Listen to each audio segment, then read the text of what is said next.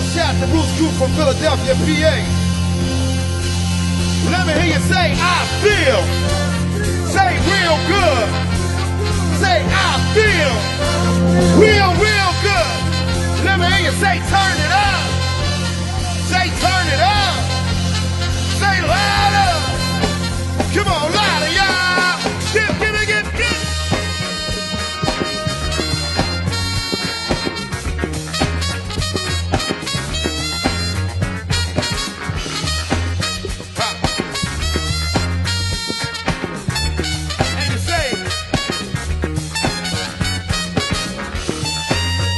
Chicago, Illinois, and all surrounding areas.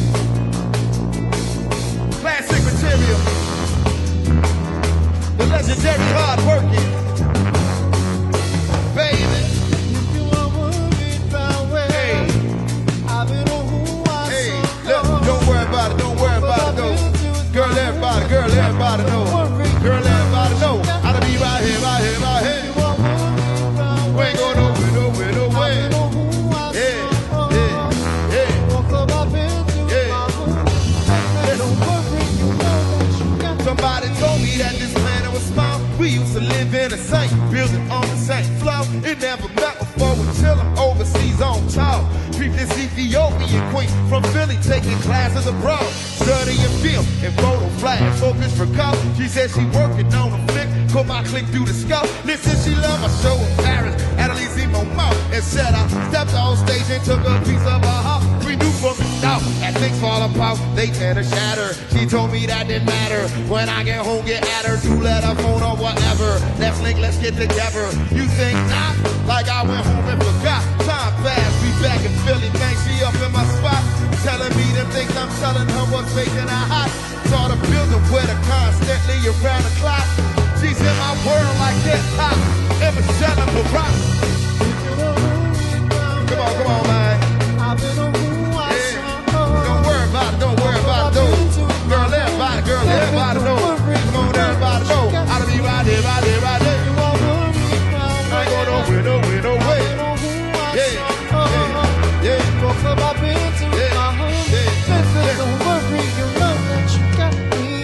I'm the type that's always catching a flight. Sometimes I gotta be out at the height of the night. And that's when she flips and gives a song. Oh, yo, this ain't right. It's like I'm just on the side and you in love with your mic. But I know you gotta get your baby daddy, keep that thing tight. But listen, I need some love in my life. You feel me? Like I was talking to the sister from the York City. Said she knows about playing anything pretty. Like I'm playing, boo, you know it's just what you must think, and boo. When brothers be by making, I don't hear what they say, and boo. When you all out in the world, love you know I'm still your girl. All these classes, I really got a time for all the prep. When you sweating on stage, think of me when you rhyme. Don't be listening to your homies, they be leading you blind. I can trust her right, guess I'm a king for real. Listen, y'all know relationships get healed. She's still telling me, baby. I don't know who I saw. Don't worry about it, though. Girl, everybody know. I done be right there.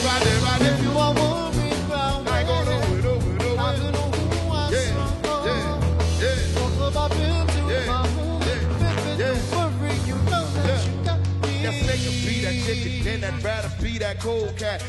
Whispering, she trying to play you for the fool, black. Listen to something that's on your chest and just make that thing known. Cause I'm not every 5 minutes all up on the phone, love. The topic of trust is just a big matter of fact. People, they be biting back, trying to fact it wasn't that ever be. I'm not on some look, I'm a celebrity. I deal with that real, and if it's artificial, let it be. I seen people caught in love like whirlwinds. Listening to they squad, dealing with girlfriends. That's exactly the spot. They whole world is lies come in. That's where that drama begins. Where she like. Ladies and gentlemen from Brooklyn, New York, please put your hands together this morning for Captain Kirk. Kirk Douglas on guitar right now. Big round of applause.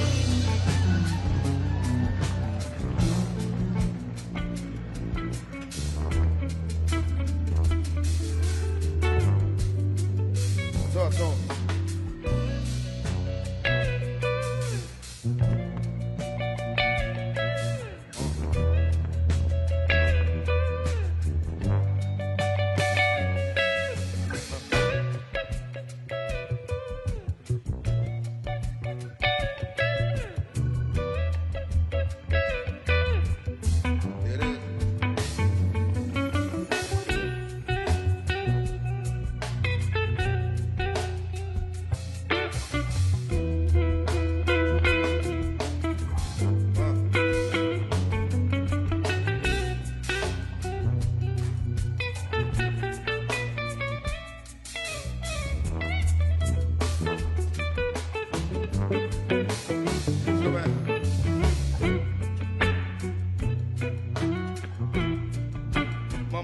Playing tricks on me.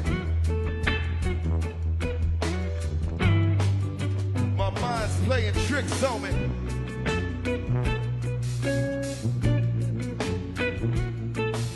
Hey, 21 pounds. Come on, man. Get down.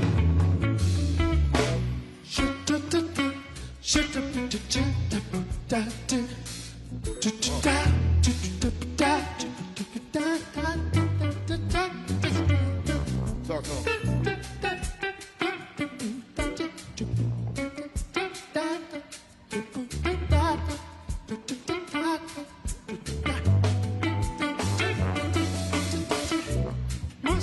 people think I will come from the sky. Say what? Take away everything and make everybody high. You know. You know when love is wild, you will let your eye. Yeah, it is. So now you see the light. You get to stand up on your mind. Stand up. Yeah. Get up, stand up. Hey. Stand up for your right. Get up, stand up.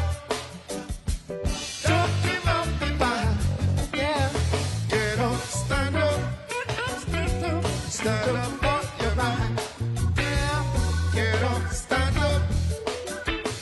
Don't give up the fight. Warrior. Warrior. Warrior, yo, yo. Warrior. Warrior. Warrior. Warrior, yo, yo. Warrior.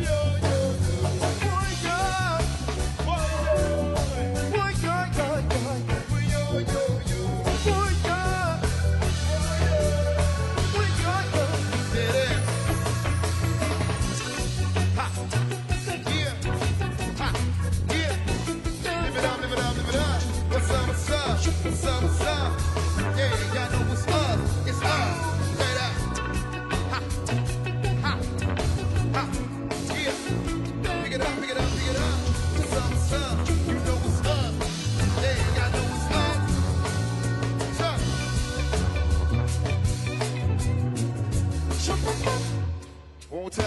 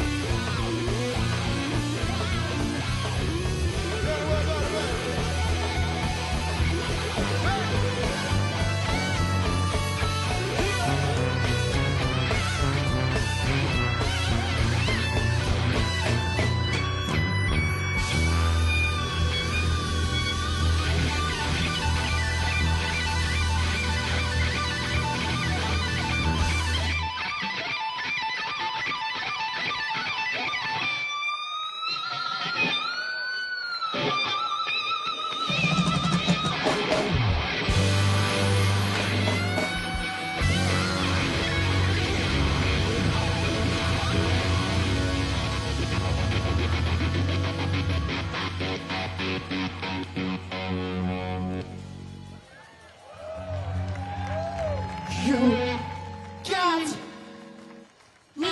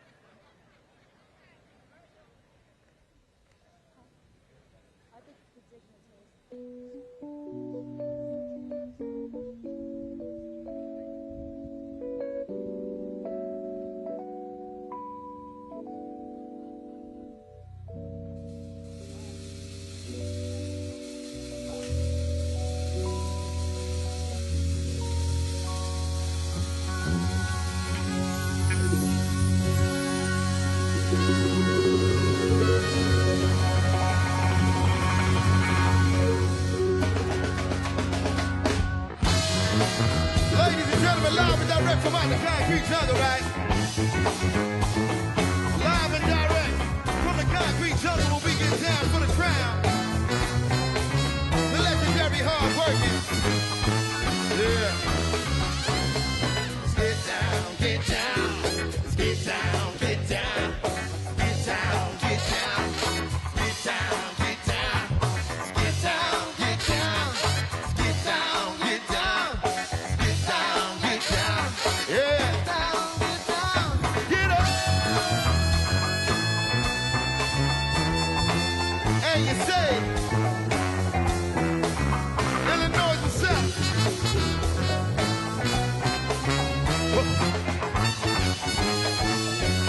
Yeah. Jungle boogie, jungle boogie, jungle boogie. So get down. Jungle boogie, jungle boogie, look. Jungle boogie, get up. Jungle boogie, hey. Jungle boogie, and get down. Jungle boogie, yeah. Jungle, yeah, yeah. Get it, get down, get down.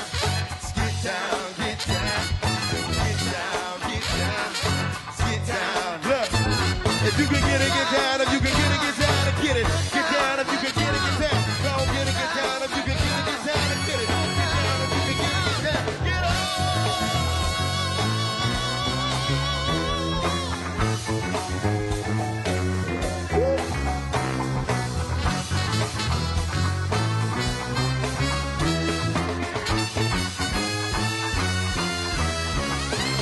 Let's go. I feel it coming on. Look, say this right here. Look. Mama say, mama sa, mama makosa. Mama say, mama sa, mama makosa. Mama say, mama sa, mama makosa. Mama say, mama sa, mama makosa.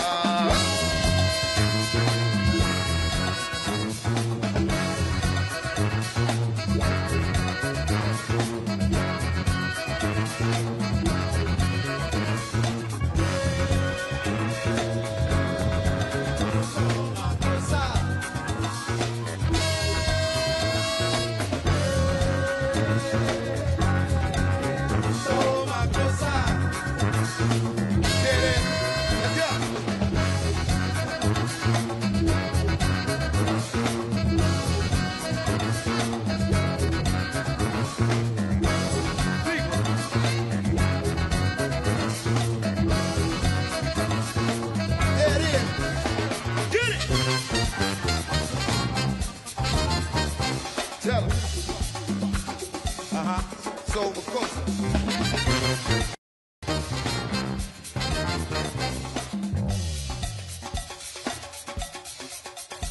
Let's go.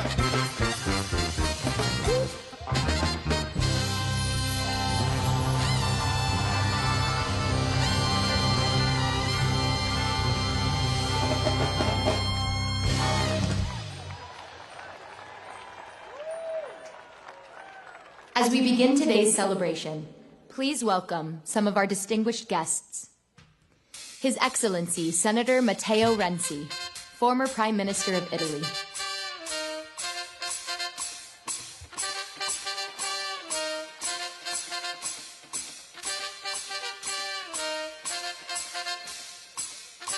His Excellency, Kyaagin Albagdorj, former President of Mongolia.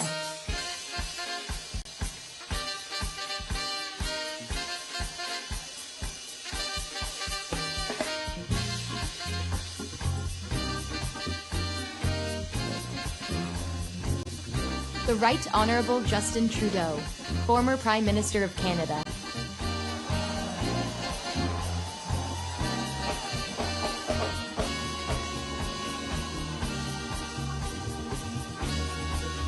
Her Excellency, Dr. Angela Merkel, former Chancellor of the Federal Republic of Germany.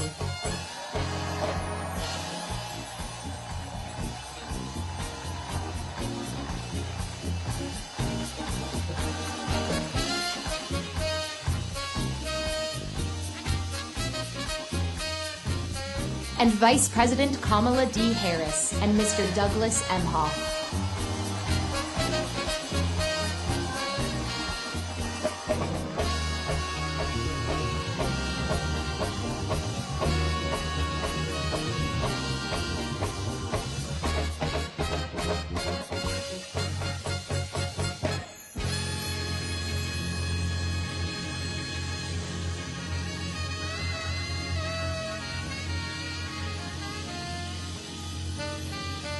It is our honor to welcome President William Jefferson Clinton and Secretary Hillary Rodham Clinton.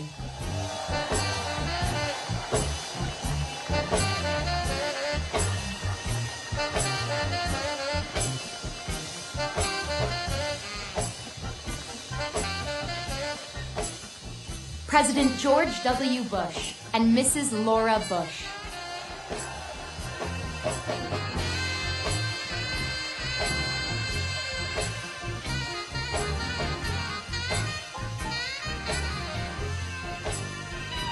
President Joe Biden and Dr. Jill Biden.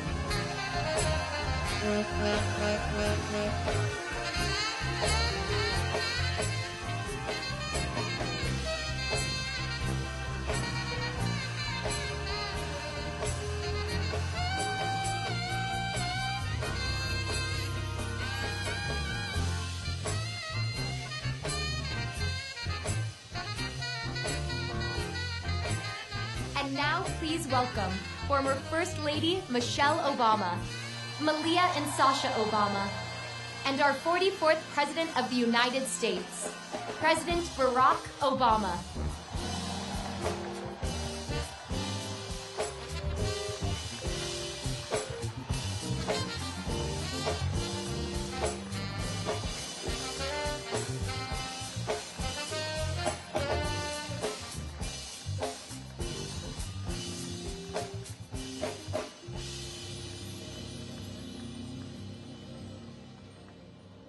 For our invocation, please welcome Pastor Joel Hunter and Joshua Dubois.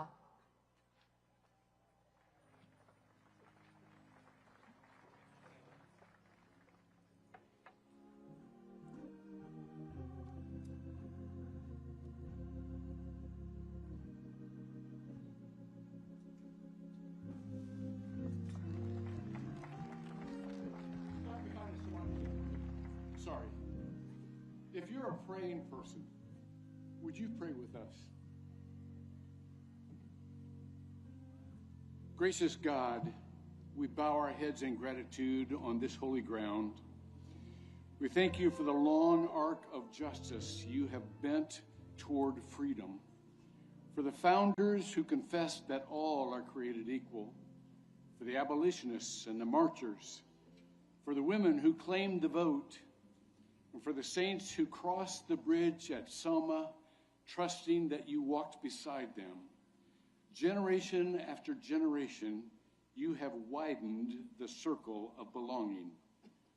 And so we come to give thanks for the man whose name this center bears, a son of many places who answered your call to serve, who stood where no Black American had stood before, and who reminded a weary nation that hope is not a platitude, but a call to action, and who was not just concerned with nations, but with neighborhoods.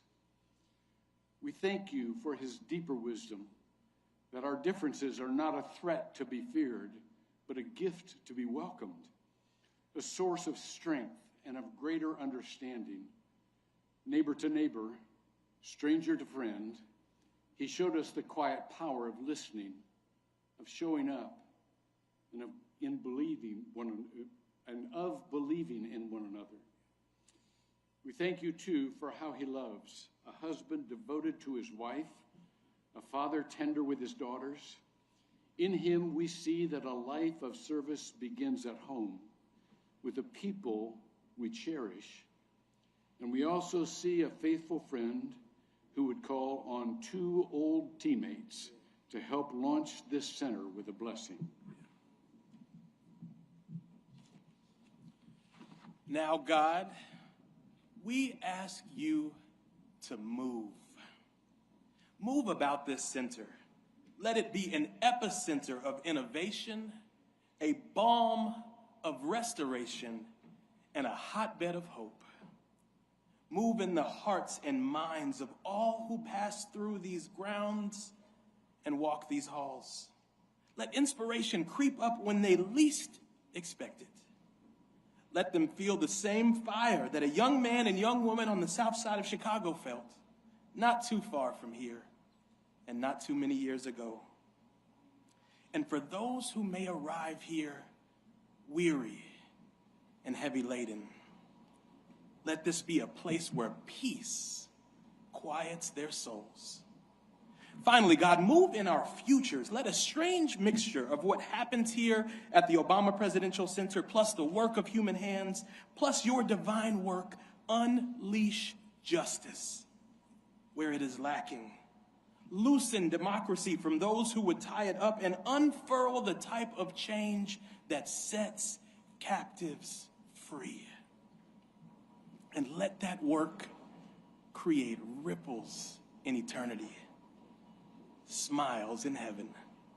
Smiles that stretch across the divine faces of Fannie Lou Hamer and Joseph Lowry, C.T. Vivian and John Lewis, Frazier and Marion, Anne and Barack.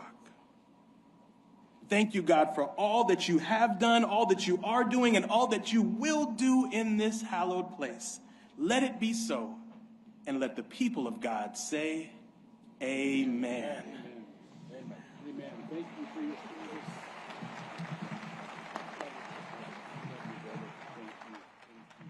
Please stand for a presentation of colors by the Illinois Color Guard, followed by the national anthem.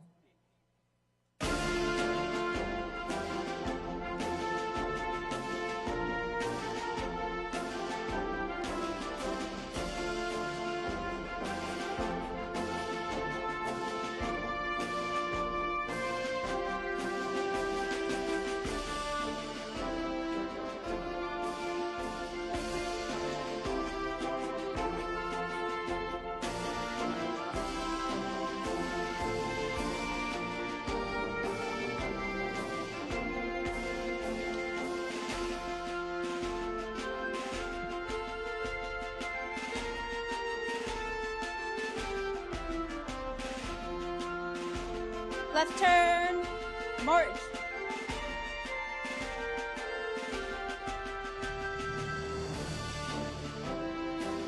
Color guard, halt.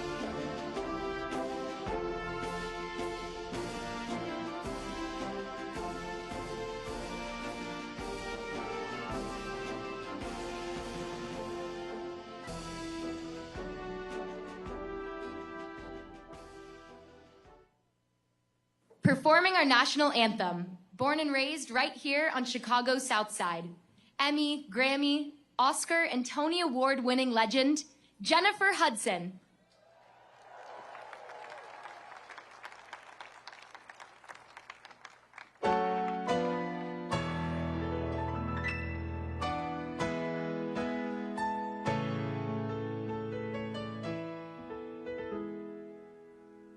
Oh, say, can you see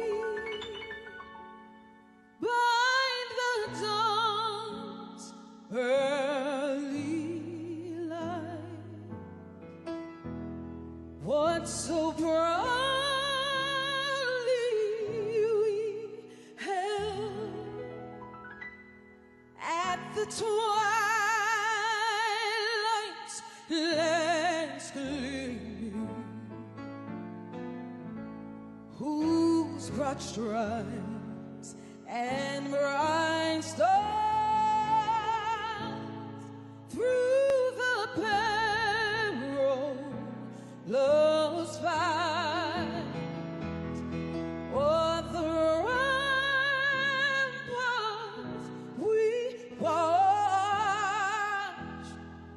so gallantly serene. And the Rockies red light, the bombs bursting, and I gave proof through the night that our flag was still there. Oh, send us that star-spangled banner and wave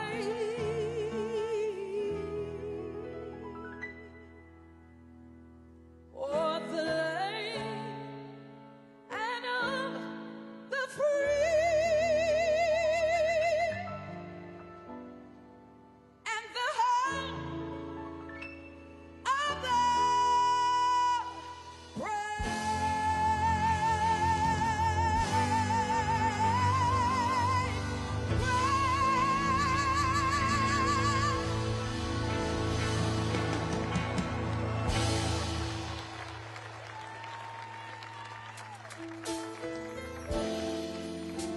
It is such an honor to be here on today. I want to say congratulations, President Obama. Your legacy will continue to live on.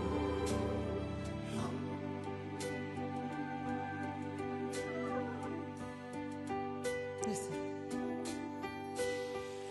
To dream the impossible dream,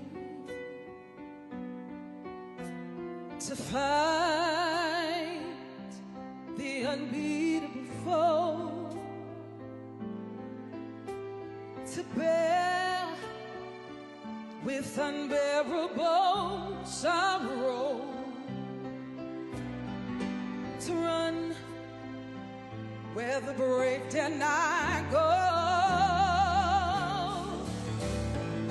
to right the unrightable wrong, to love pure and chaste from afar, to try when your arms are too weary, to reach the unreachable star. This is my quest, to follow that star, no matter how hopeless, no matter how far, to fight for the right without question apart, to be willing to march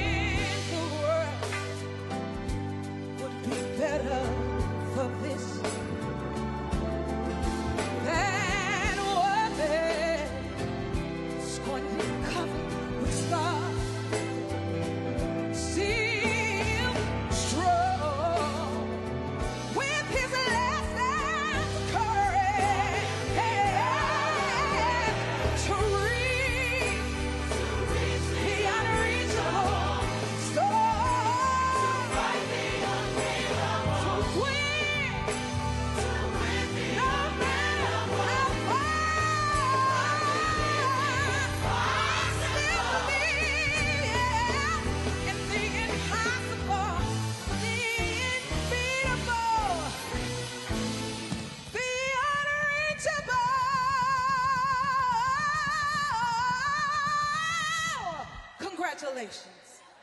Stop!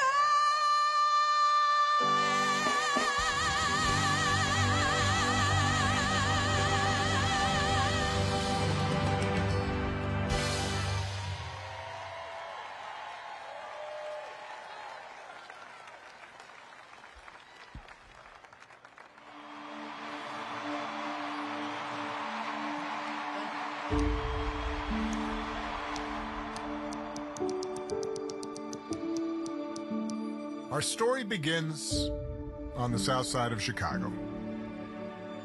For me, it was here that hope took root. It's where I started knocking on doors, where I learned to listen and found my voice, where I fell in love with Michelle and built a family, and a community, and a home. From this place, our circle and our aspirations grew. Because the story of the South Side has always been a story of possibility. And now, we start writing a new chapter. Today, we open the doors of the Obama Presidential Center, a place rooted in this community and built on a simple belief that we can come together and create the change we seek. We. It's the single most powerful word in a democracy. We the people. We shall overcome. All things are possible. Yes, we can. We includes everyone, and this place does too. 19 acres in the heart of Jackson Park, where people can get inspired, where leaders get amplified, where you can connect with folks who live down the street or across an ocean. Here you can do more than reflect on change, you can become it. That's what the South Side taught us. It's what we taught our girls, what generations have passed down to their kids. That progress isn't bestowed from on high. It grows from the ground up. With hard work, and courage, and faith in each other. We've proven it before. Now let's do it again. Together.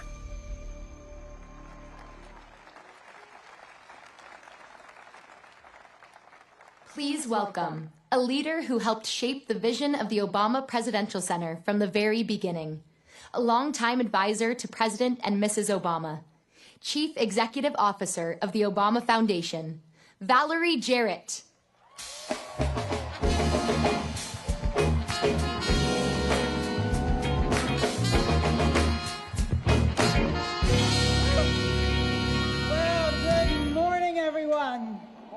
Good morning to all of you who are here in Chicago, who traveled from near and far. Oh my goodness, you're here to celebrate with us, and many of you came through some pretty atrocious weather. And to everyone watching from home, this is a glorious day, and it is for all of you, and the sun is out. So we want you to enjoy the moment. Yes. I am thrilled to officially welcome you to the opening of the Obama Presidential Center.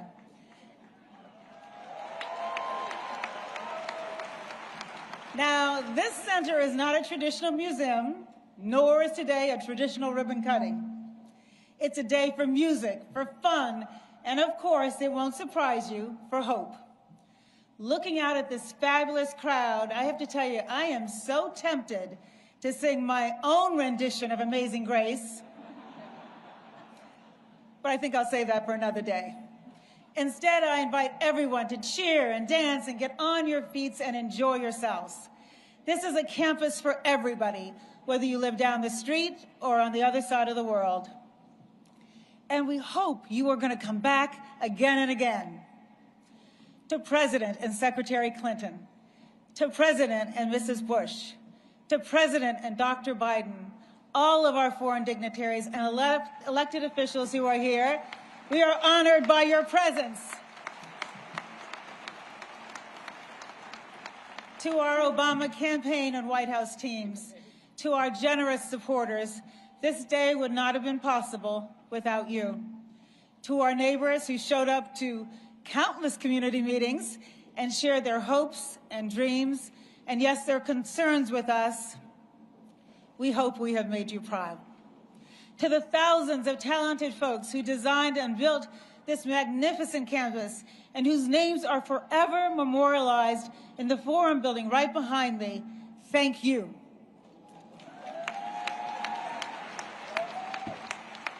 To our board of directors, Marty Nesbitt, our chairman, all of the members of the board who provided exceptional oversight and guidance and support, and to my amazing team, whose dedication and commitment to excellence have made our programs, the center, and this celebration all exceptional. Thank you. We'd also like to take a moment to recognize the original inhabitants of the land upon which we are gathered today. We honor the Anishinaabe, the Council of Three Fires, the Ojibwe, the Odawa, and the Potawatomi nations. And to our family and friends whose unwavering love and support help sustain us throughout this incredible journey, thank you.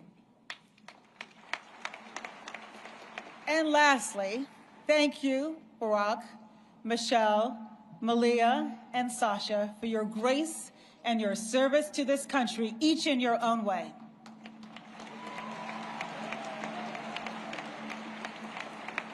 So I grew up on the south side of Chicago, riding my bike right through Jackson Park. This community is home to me, and it is home to the Obamas. I first met Michelle and Barack 35 years ago. They were engaged to be married. Malia and Sasha were a glimmer in their eyes, and they were just beginning their careers. They didn't know what path their lives would take, but they were both committed to a life of service. They were two very young and talented people who wanted to leave the world a little better than they found it. Now, a lot has obviously changed since then, and I'm not just talking about Barack's hair color. Sorry about that. But I'll tell you what has not changed. What hasn't changed is Barack and Michelle's devotion to family and friends, their values, some of the same values we teach our young leaders: integrity, courage, imagination, resilience, and yes, empathy. And their unmistakable belief, their unshakable belief that to whom much is given, much is expected. I am so grateful to them for our deep friendship that has withstood the test of time and for bringing me along on this extraordinary journey.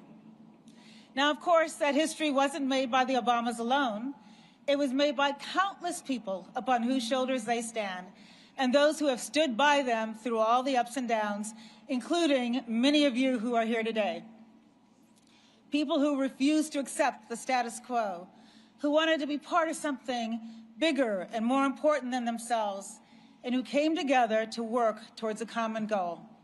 When I think about all that hard work and the purpose of this new center, it reminds me of a story about one of our former organizers, our field organizer, Ashley Baya.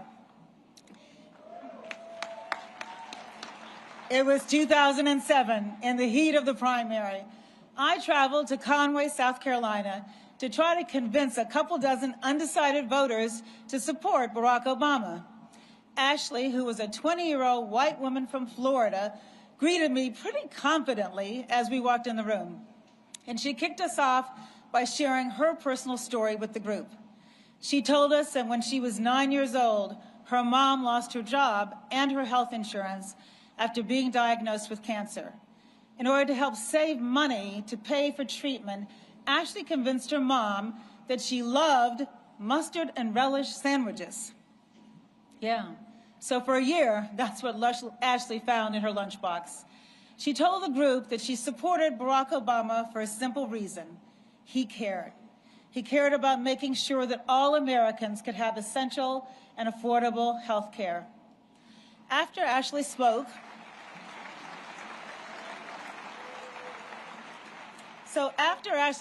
we went around the room and each person talked about what they were there for, what they cared about. They wanted to hear about all kinds of things that the senator was proposing: his plans to create jobs, help veterans, save the environment. Then, about 2/3 of the way around the room, an older black gentleman said, rather matter-of-factly, "You know, I'm not here to listen to what you have to say about any particular issue. I'm here because of Ashley. I know her, I trust her, and because of her, Barack Obama has my vote." Ashley's here today. Where are you, Ashley?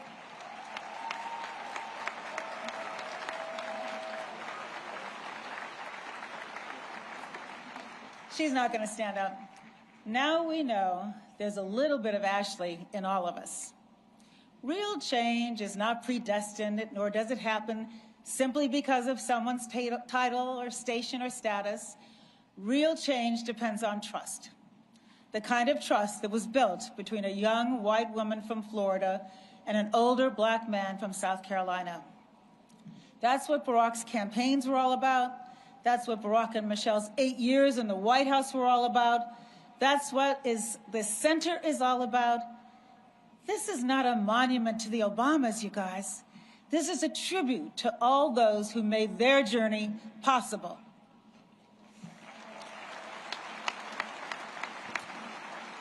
Inside this museum and throughout this magnificent campus, you're going to find the stories of ordinary people who did extraordinary things. Stories that show the inevitable zig and zag of our efforts to perfect this nation, but that nonetheless paved the way for Barack Obama's presidency and everything achieved during his 8 years in office. This center is also a challenge to the next generation of changemakers because our work is never done. In the words inscribed on the outside of the museum building, we each have the glorious task of continuing to improve this great nation of ours. This center may be named for the Obamas, but it is built for you. So let's celebrate. There are thousands of people enjoying themselves right now on the Midway. So let's check in with our host, who's in the middle of the action. Yeah, she's an actor, a producer, and one of the most influential voices of her generation. Marseille Martin. Take it over, Marseille. Hello, y'all. Back at the plaza.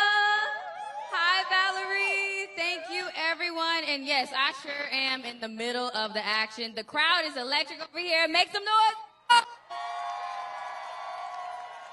I feel like a whole cookout over here. We got the food truck. Music was going, the lawn chairs. We are having so much fun. I also have a bunch of amazing people over here that I would love to talk to because they have incredible stories. Now, okay, we'll start with you guys. What is y'all's names and where y'all came from? Nadej. I live here, but I'm originally from Congo. Nice, nice. My name is Claudia, and I just came all the way from Africa yesterday for this event. Shout out to that! Wait, how long was that flight? I took a first flight that was 6,000 miles, and the second one 4,000 miles, so in total to 10,000. That is incredible. Now, why was it so important for you to come to this event? Because I had the incredible story. That was in 2008. I was studying journalism in Harvard. And what happened is that Barack Obama became a candidate, and I called my family in Africa, and I said, okay, you know what? I think I know who the next president's going to be. And it's inspired me a lot. And 3 years after that, I created the first American school in my country because of it. I love that. So how has your time been in Chicago? Have you showed her anything? Any dope sights? We'll try after the event. After the event, he's like, there's an after party after the party. I get that. I get that. I love that so much. And how about you, Andre? Listen, this man's been dancing the whole time. Let me start by saying that. How are you feeling today? I'm great. This is inspirational. This is fiery. I love America. I love Chicago, and I love the melting pot that we still are. And I so with the vision of America. Let's go. Yes. What's like your go-to dance move for today? If you could describe like this whole event, what would be the move?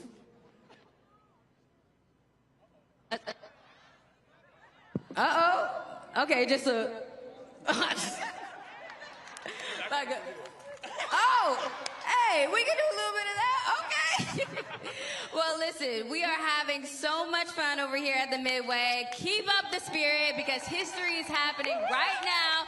Looking forward to talking to a few more people in a little bit. Now, back to you, Valerie. Thank you, Marseille. And now I am excited to introduce our next performer. When we asked her to sing one of President Obama's favorite songs, she told us, well, I've never sung it in public before. But she came up with a new arrangement just for this occasion, and we are so grateful.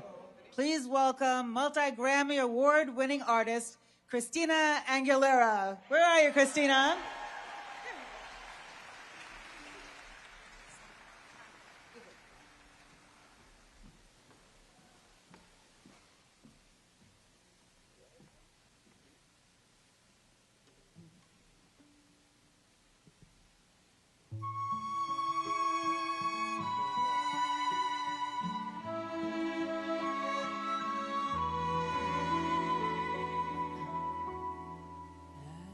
Trees of green, red roses too.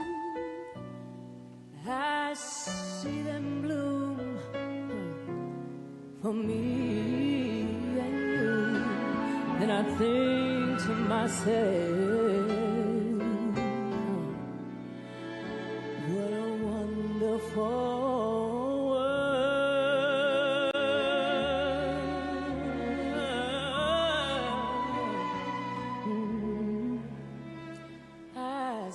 skies of blue and clouds of white, the bright, blessed day, the dark, sacred night, and I think to myself, what a wonderful world.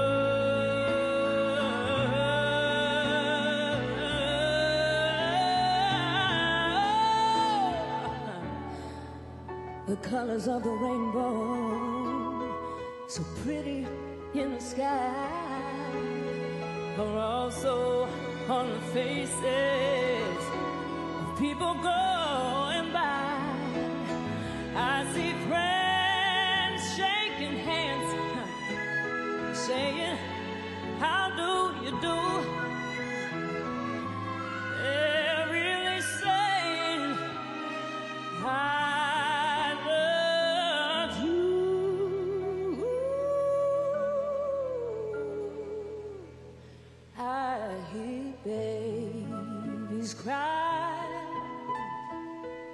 Now watch them grow.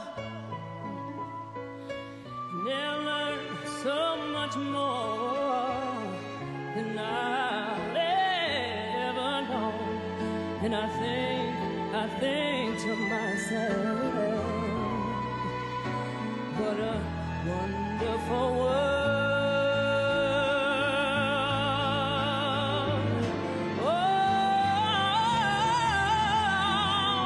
The colors of the rainbow, so pretty in the sky, are also on the faces of people going by. I see friends shaking hands, saying, how do you do? Yeah, really saying,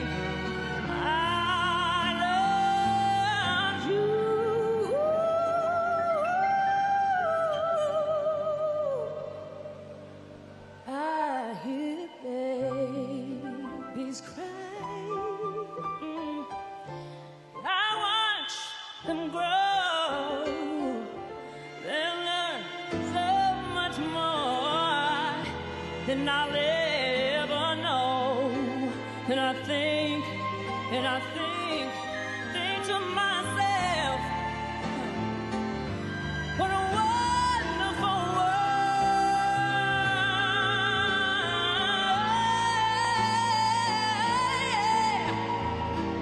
And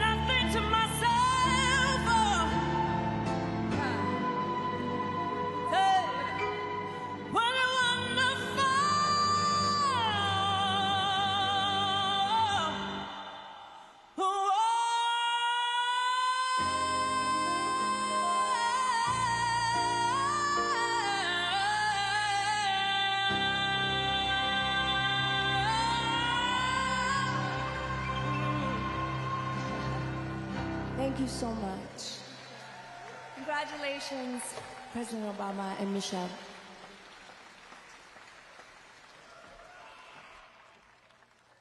President and Mrs. Obama have always shown us that hope isn't passive. It's something you show up for. For the past 8 years, the Obama Foundation has been bringing that hope to life. Now, see the mission in action. Leaders emerge every day.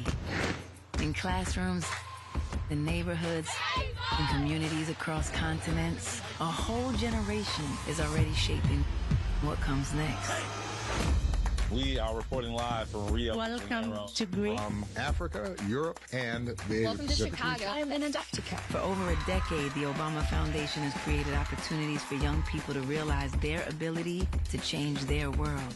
Young people like our boys and young men of color in the My Brother's Keeper program, created by President Obama in the wake of the death of Trayvon Martin. Boys who dream big and whose growth we can nurture because their success is our success. We had to be able to say to them, you matter, and we are going to make sure that you have the opportunities and chances to move forward. My Brother's Keeper is definitely the support that helps us catapult our young men into greatness.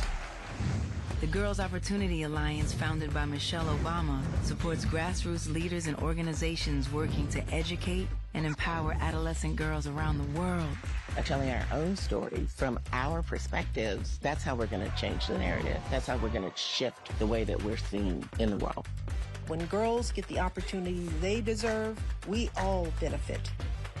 And the Obama Foundation's global leadership programs, where emerging leaders in the United States and around the world are building community and learning skills to take on the defining challenges of our time. Many of the challenges that are happening in our countries are so universal. If we work the playbook well, then we can put it into practice.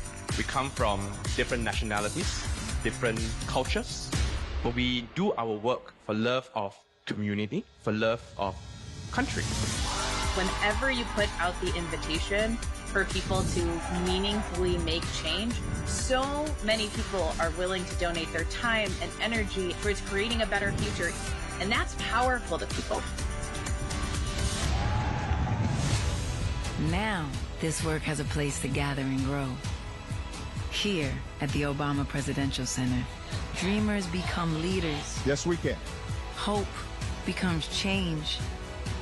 We build the future together. I want to fight to make sure that the world sees you, because I know who you are. Because the future is shaped by those who choose to be audacious. The future is now, and it starts with us.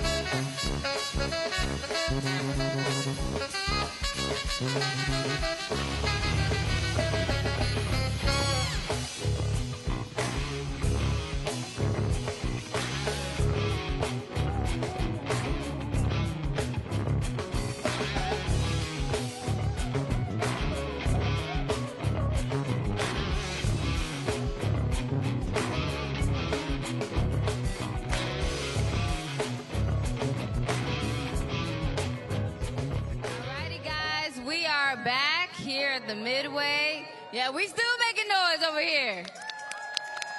We chilling. We see y'all at the plaza with y'all church fans. We gonna need some of those. Someone bring some over here. Woo! All right, I got a new set of people with amazing stories. Now tell us, what's your name and where you come from? My name is Chris, and I'm thrilled to be here. Where are you coming from? Just north Glenview, Illinois. Right, nice. Now, how excited are y'all to be here? I love it. It's such an honor. I love the Obamas, and I just love it. It's just a wonderful celebration. Beautiful. How about you guys? Y'all excited? We're super excited. We're here from the south side of Chicago, Bronzeville, home with Flossmoor, north side. You know, we're celebrating, and we are super excited to be here. Christian is 15 years old. Oh, my gosh. Celebrating with all of us. Yeah. How is this for you? This is my first time at a real historical event. I'm really excited. I love music. I love Obama. I'm just glad to be here. Absolutely. How about you, girl? Where are you coming from? Chicago, north side. Lakeview, basically, so not that far. Same neck of the woods over here. We are so excited. On a scale of 1 to 10, how big does everyone feel today? Like, how emotional? How is the overall vibes for you guys? 100. 2,000. 2,000. Okay, if there's one word to describe how you feel in this historical moment. Yeah, you on camera. Yeah, you said, here I am. If there's one word to describe how you feel, what would you say? Amazing. I mean, I can't believe I'm here. I'm very excited. There's no words, really. Yeah, how about you guys? I don't have the words to express how amazing this is. I wore my vintage Obama shirt from the campaign, and this is just bringing back so many memories, and I'm just hopeful that we can get back to the time where we were before. Yeah. We're super grateful for the Obamas bringing change back to the south side of Chicago. And we want to share this love all over the world. So if people are watching this, come and see us. Come to the museum. Okay. And the power of love. The power of love. All right, we excited. We still lit over here. Back to y'all. For the past few months, young artists from Guitars Over Guns, an organization that empowers youth through music and mentorship, have been working with rock legend Eddie Vedder to create an original song. Every note, every chord, every lyric. Please welcome Chicago icon and the voice of Pearl Jam, Eddie Vedder and Guitars Over Guns.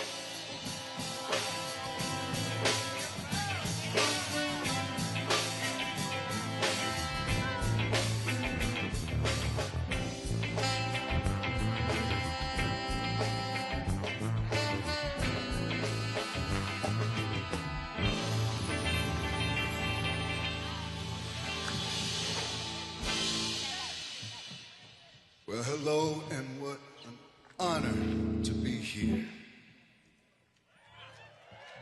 What an honor for all of us to be here on this day. Let me quick introduce you to the band. On lead guitar, 12 years old, this is Issa. Vocals, all 13 years old, we got Joy, Naomi, and Giselle. On more vocals, we got Mason, 13, a veteran of the program, Maisky, he's 20. We have some mentors from the program helping out. That's Jeremiah, Michael, and our leader, Andre. On the bass guitar, the amazing Aiden, 13. And at the ripe old age of 14, we have Cassidy on the drum kit. Now, President Obama was aware that I would be playing music with young musicians from the neighborhood. But when he heard we were writing an original piece, a song just for the occasion, he said, that might be a lot of work. And as usual, he was right. But it's been great work, and it's everything the center stands for. It's inclusivity, it's access to resources, it's mentorship and opportunity. So we thank you for this opportunity. The song is called Better Believe, and I start it, but is everybody ready? Yes. Let's go. It goes like this.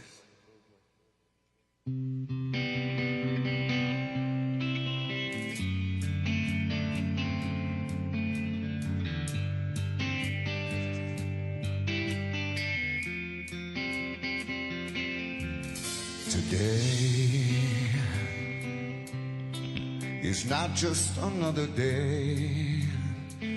We've been called, and I can hear it clear finally.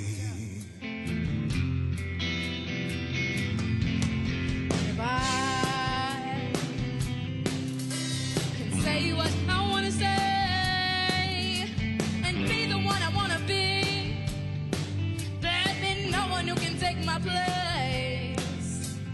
Evil had days where we could not find our fate, but all of that searching is what led us all here today. You better believe, We'll rise believe up. what you see after it's all said and done. Take charge. We all can agree our time is not up. We'll fly to the stars after it's all said and done. You better believe.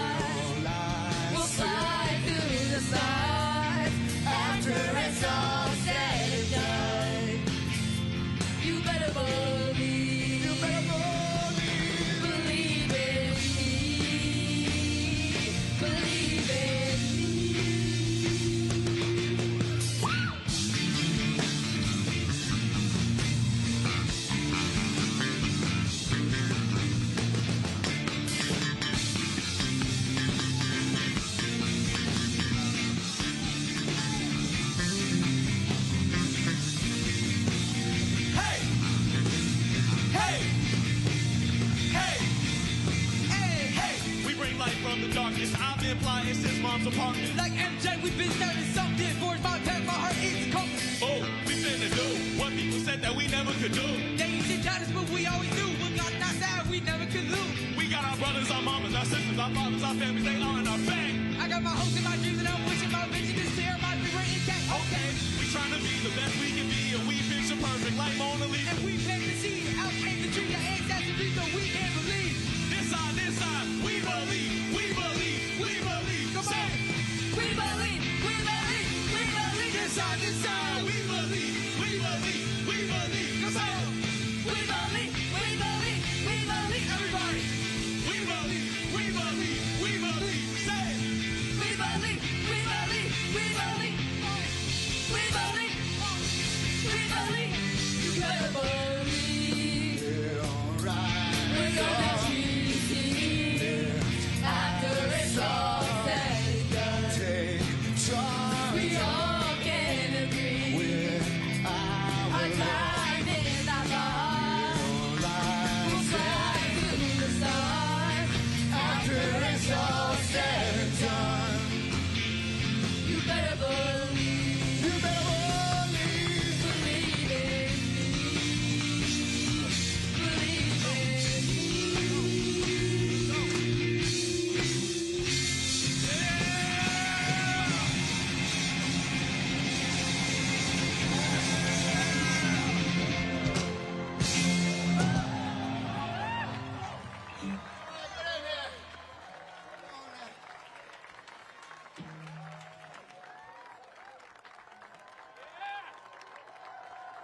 He's an entrepreneur, innovator, and a driving force to make the Obama Presidential Center a reality.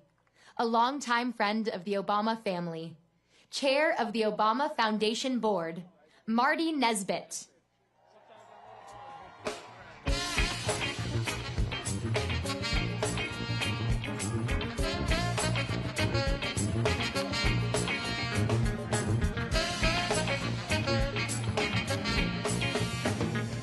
Good morning.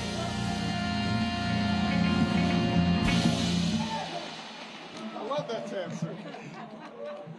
How y'all like my tan suit?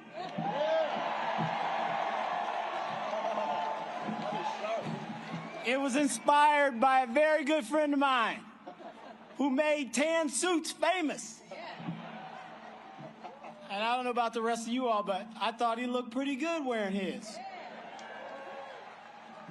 So I decided to wear one myself. Well, they say imitation is the sincerest form of flattery. So this is my way of just showing a whole lot of love. Thank you. In all seriousness, standing here today is deeply personal for me. My wife, Anita, and I have deep roots in this community. We met at Roby House, which is just up the street over there, in a home built by Frank Lloyd Wright. We were married in Rockefeller Chapel, which you can see right over the horizon. All 5 of our children were born at the University of Chicago Hospital. And somebody's inspired by that. We were born at the University, all 5 of my kids were born at the University of Chicago Hospital, and Anita served on the faculty at the Pritzker School of Medicine for nearly 30 years. Over the decades, we have watched this city and this community evolve, overcome challenges, and continually reinvent itself. To stand on the South Side and see the Obama Presidential Center rise here today, where generations of young people will come to learn, lead, and dream, is both emotional and historic. For us, this moment is also a chance to reflect on the privilege of our decades-long friendship with President and Mrs. Obama, which was forged right here on the South Side of Chicago. We have watched them grow as leaders, as parents, as partners in a remarkable journey of service. And throughout that journey, we have seen the same qualities that inspired millions around the world: conviction, humility, and an unwavering belief that the power of ordinary people can do extraordinary things. Those values are embedded in this place. This is more than just a building. It's a promise a promise that leadership matters, a promise that democracy depends on participation, a promise that young people, regardless of where they come from, can make a difference in the communities and in the world. And a promise that the South Side of Chicago will continue to be a source of talent, innovation, and opportunity, and hope for generations to come. I also want to recognize the many people who made this day possible. To Valerie Jarrett, our great, great CEO, the Obama Foundation Board, thank you for your vision, stewardship, commitment throughout this entire journey. To the donors and supporters whose generosity transformed an idea into reality, thank you. To our civic leaders, community partners, neighborhood residents, and the countless organizers, builders, and team members who worked tirelessly to bring this center to life, we are deeply grateful. And a special thank you to my dear friend, Robin Cohen, who was employee #1 at the Obama Foundation. Her selflessness, adaptability, and resilience have been indispensable to this journey and remain cornerstones of the culture that we built together. Today belongs to all of you. As we celebrate this remarkable achievement, let us remember that the true measure of this center will not be the architecture we admire, but the lives it inspires. Congratulations to President and Mrs. Obama, to the foundation, to the South Side, and to everyone who helped make this promise a reality. Ladies and gentlemen, please welcome John Legend.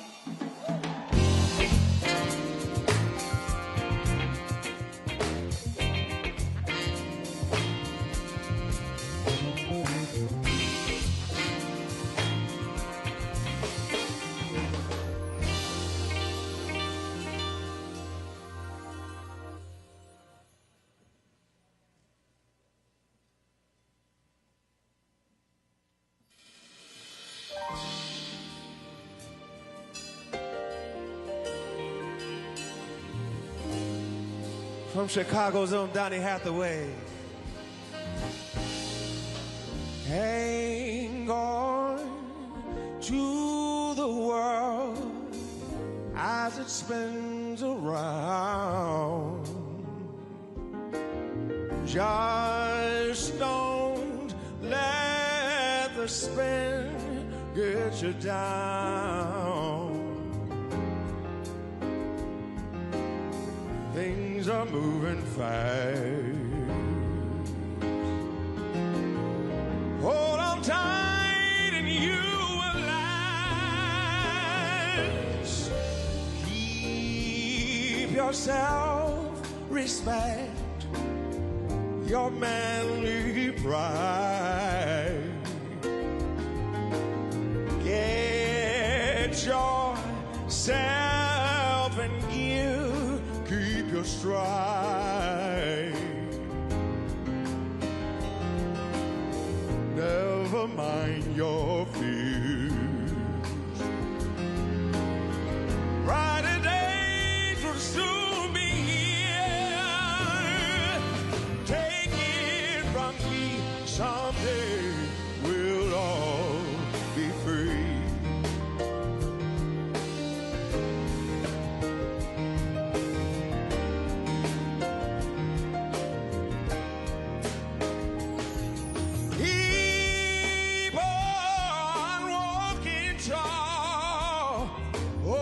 Your head up high. Lay your dreams right out to the sky.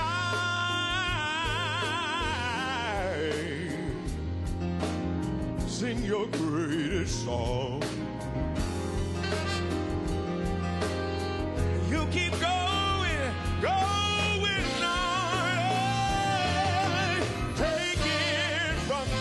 Someday we'll all be free. Yeah, yeah. Just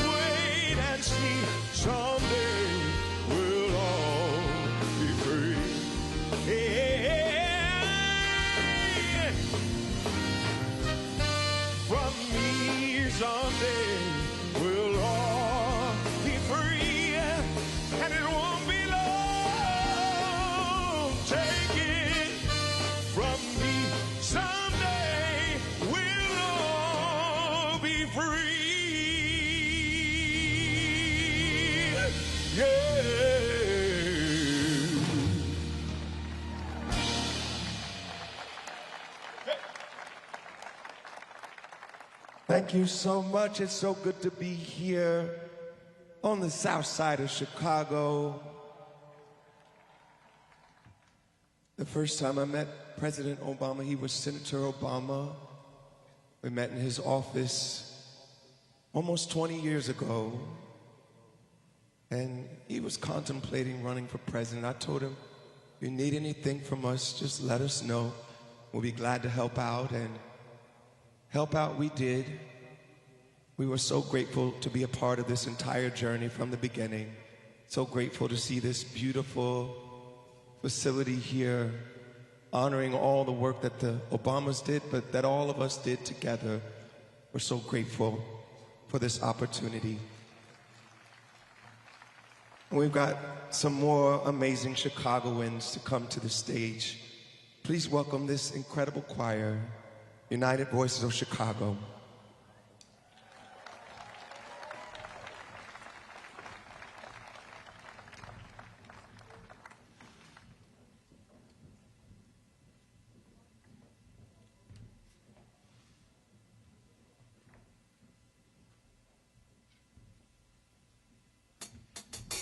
One day, when the glory comes, it will be ours, it will be ours.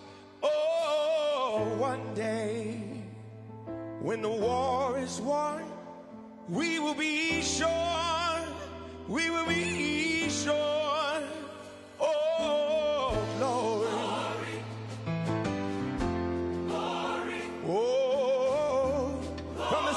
Please welcome Common. Hands to the heavens, no man, no weapon. Formed against us, glory is destined. Everyday women and men become legends. Sins that go against our skin become blessings. The movement is a rhythm to us.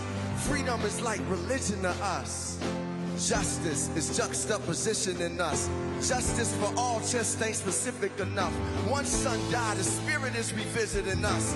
True and living in us. Resistance is us. That's why Rosa sat on the bus. That's why we walk through Chi-Town with our hands up.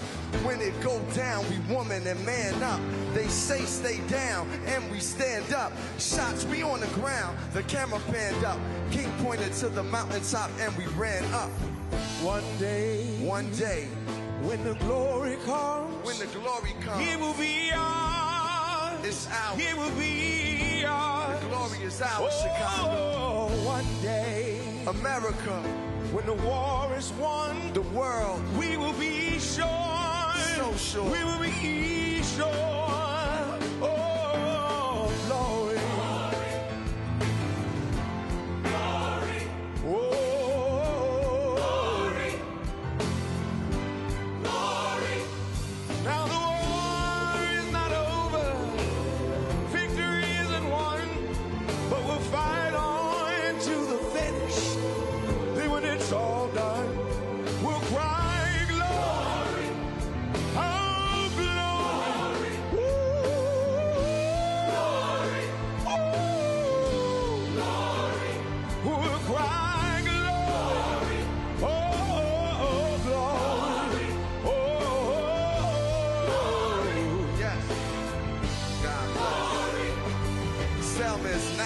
Every man, woman, and child. Even Jesus got his crown in front of a crowd. They march with the torch, we gon' run with it now.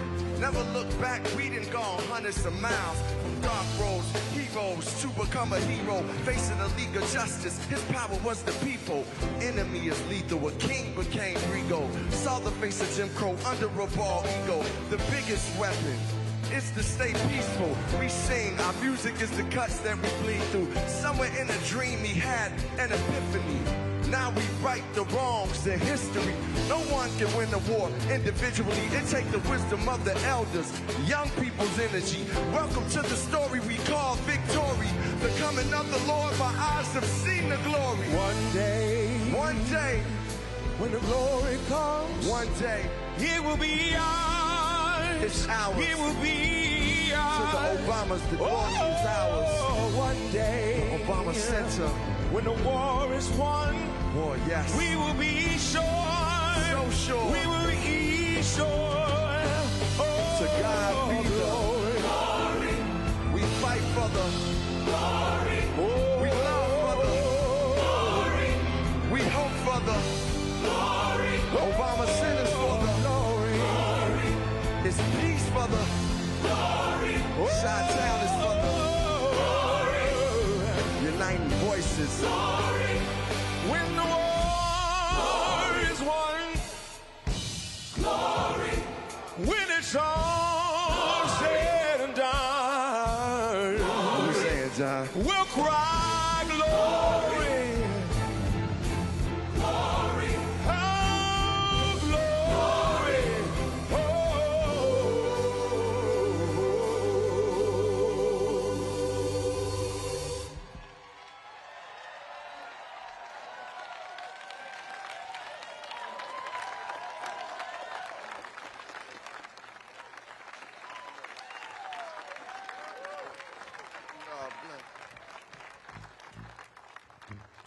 The Girls' Opportunity Alliance helped her reach for her dreams. Growing up just down the block, this aspiring filmmaker is now shaping the stories of tomorrow.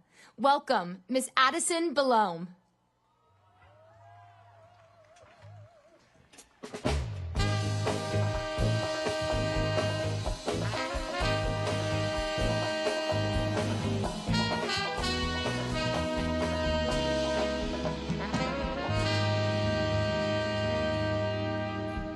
Good afternoon, everyone. My name is Addison Belome. I'm a film director, a rising sophomore at the University of Southern California School of Cinematic Arts. And most importantly, I was born and raised right here on the south side of Chicago. Being here today as a presenter at the Obama Presidential Center is a tremendous honor. Standing on this stage feels a bit like deja vu. My mind goes back to my sophomore year at Lindblom Math and Science Academy in Inglewood. Swoop, swoop. I was sitting at lunch when I received an email from the Girls' Opportunity Alliance inviting me to travel to New York City to speak at a luncheon with Mrs. Obama. For a 15-year-old girl from Chicago, that opportunity was transformational. It showed me that my voice mattered and that my dreams were worth pursuing. First Lady Michelle Obama is living proof that when you're a black girl from the south side of Chicago, there is no limit to what you can achieve.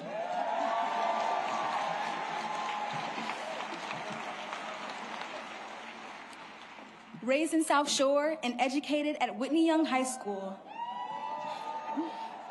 Mrs. Obama's story began in the same city that shaped me. Throughout her life, she has remained deeply committed to uplifting communities like the ones that raised her. Over the past 5 years, I have driven past this site on Stony Island countless times, on my way to school, to visit friends, and family. I felt a sense of excitement and possibility, knowing the impact this center would have on my community. At the Girls' Opportunity Alliance luncheon in 2022, I spoke about how violence in my neighborhood sometimes limited the freedom that many children take for granted. But today, because of spaces like this one, generations of young people on the South Side will have greater access to education, opportunity, community, and inspiration.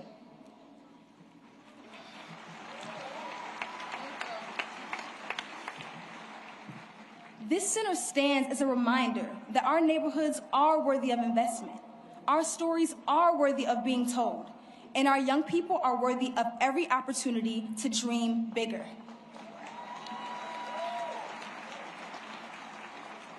Now, I have the extraordinary privilege of standing before you as I introduce a woman who took a chance on me, inspired me to dream bigger, and has been a constant source of inspiration in my life. Please join me in welcoming the one and only First Lady Michelle Obama.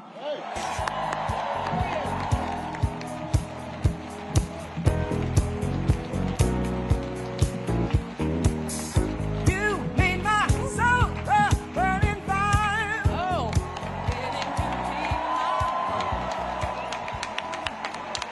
Well, my goodness. I got my tissue in hand. I don't know about all of you. Wow. Hello, everyone, and What a beautiful day, right? Nothing like a project by my husband to bring out the sun. Let me start by thanking Addison for that magnificent introduction and for exemplifying the heart, excellence, and determination that has blossomed right here on the South Side for a very long time. I also want to send some love to everyone who made this day a reality. The construction workers, landscapers, designers, the architects, artists, chefs, our staff, our board members, our donors. Barack and I simply cannot thank you enough for the care and brilliance you poured into every square inch of this campus. I also want to recognize all of the elected officials and distinguished leaders from around the city, the state, the country, and yes, the world. Thank you for being here to celebrate with us, especially to all of my fellow formers, to Joe and Jill, George and Laura, Bill and Hillary. Thank you from the bottom of my heart for your service to our country over so many years. And for your constant friendship and support of our family. We love you guys, truly. Oh, to our daughters, Malia and Sasha, who will always be my babies. Even though we're no longer playing hide and seek on the South Lawn with Bo or hosting sleepovers in the solarium. I see a lot of some sleepover girls here. You both have grown into such brilliant and beautiful young women, making your way out there in the world. Thank you for bringing so much joy and spirit and energy to a life you had no voice in choosing, and for making us proud every step of the way. Love you, babe. Oh, so please indulge me for a moment, because I'm going to take a little time to do something that I know my husband will not do today, and that is to fully sing his praises.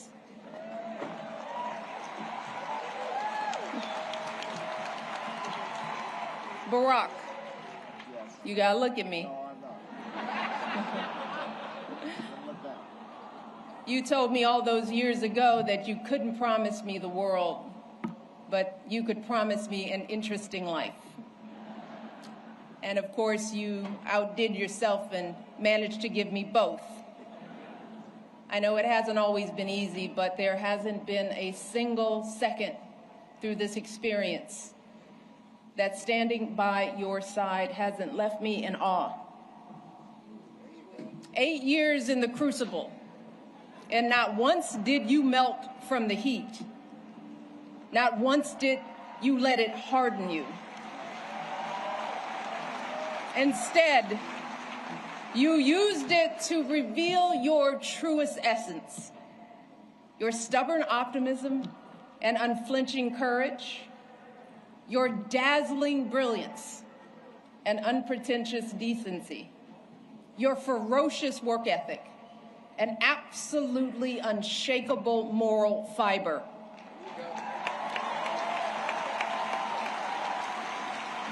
And to do it all as a first, and the higher standard that comes with all that, the claims that a U.S. senator and constitutional law expert wasn't qualified for the job, the lies about your birthright, your faith, your patriotism, the outrage when you stated the biological fact that if you'd had a son, that he too would be black. Yet, you were unflappable at every turn, always focused, always calm, always looking at the long view. How absurd it is to even imagine that you might have buckled under the pressure even once, lashed out in frustration. lost your temper. How absurd it is to imagine that you might have done anything but make our family and this entire country proud.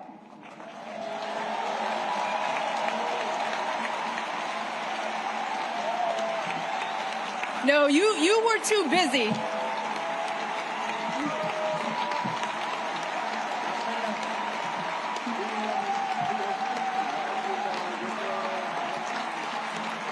I'm not done, y'all. Not done. So much to say. You were doing the people's work, rescuing our economy, expanding health care, ending a war, ordering the bin Laden raid, saving an auto industry, winning a peace prize.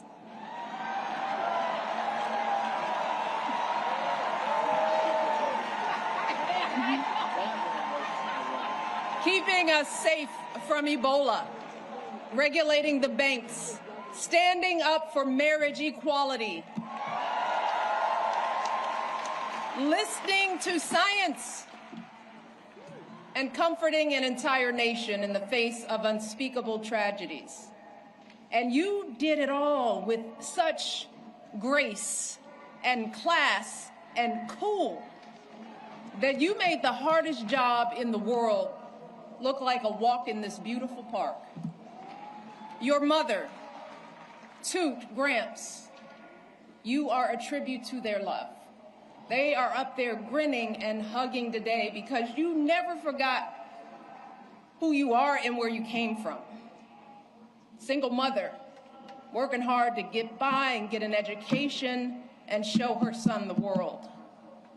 Grandparents who didn't have much, but they had the perfect recipe to nurture your flame. You never forgot the folks in the union halls and church basements here in Chicago, where you first put your ideals to this test. You never forgot all the voters you registered and students you taught and neighbors you organized. You never fell for the temptation of a quick fix or an easy payday. You never changed from that idealistic summer associate who showed up on that rainy day when we first met without an umbrella.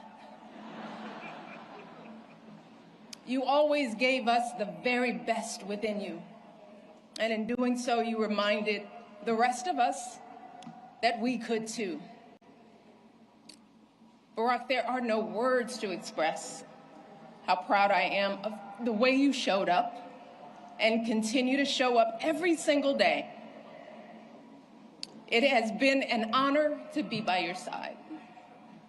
You have made me a better person and have given us all an example that we should strive to emulate. And I hope you know, there is truly no higher calling than that. All right. To all of you joining us today, our invited guests, and everyone listening and watching from afar, the Obama Presidential Center was created as a beacon of hope, a monument to our unshakable values, the ones my husband has exemplified his entire life: equality, empathy, honesty, inclusion, fairness. And especially during these anxious and divisive times, it is so important that we remember that those values are not unique to my husband. They are the same ones that your husbands and wives, your parents and children, your friends and neighbors exhibit and pass on. Every single day, millions of people in this country wake up doing their very best to live decent and purposeful lives.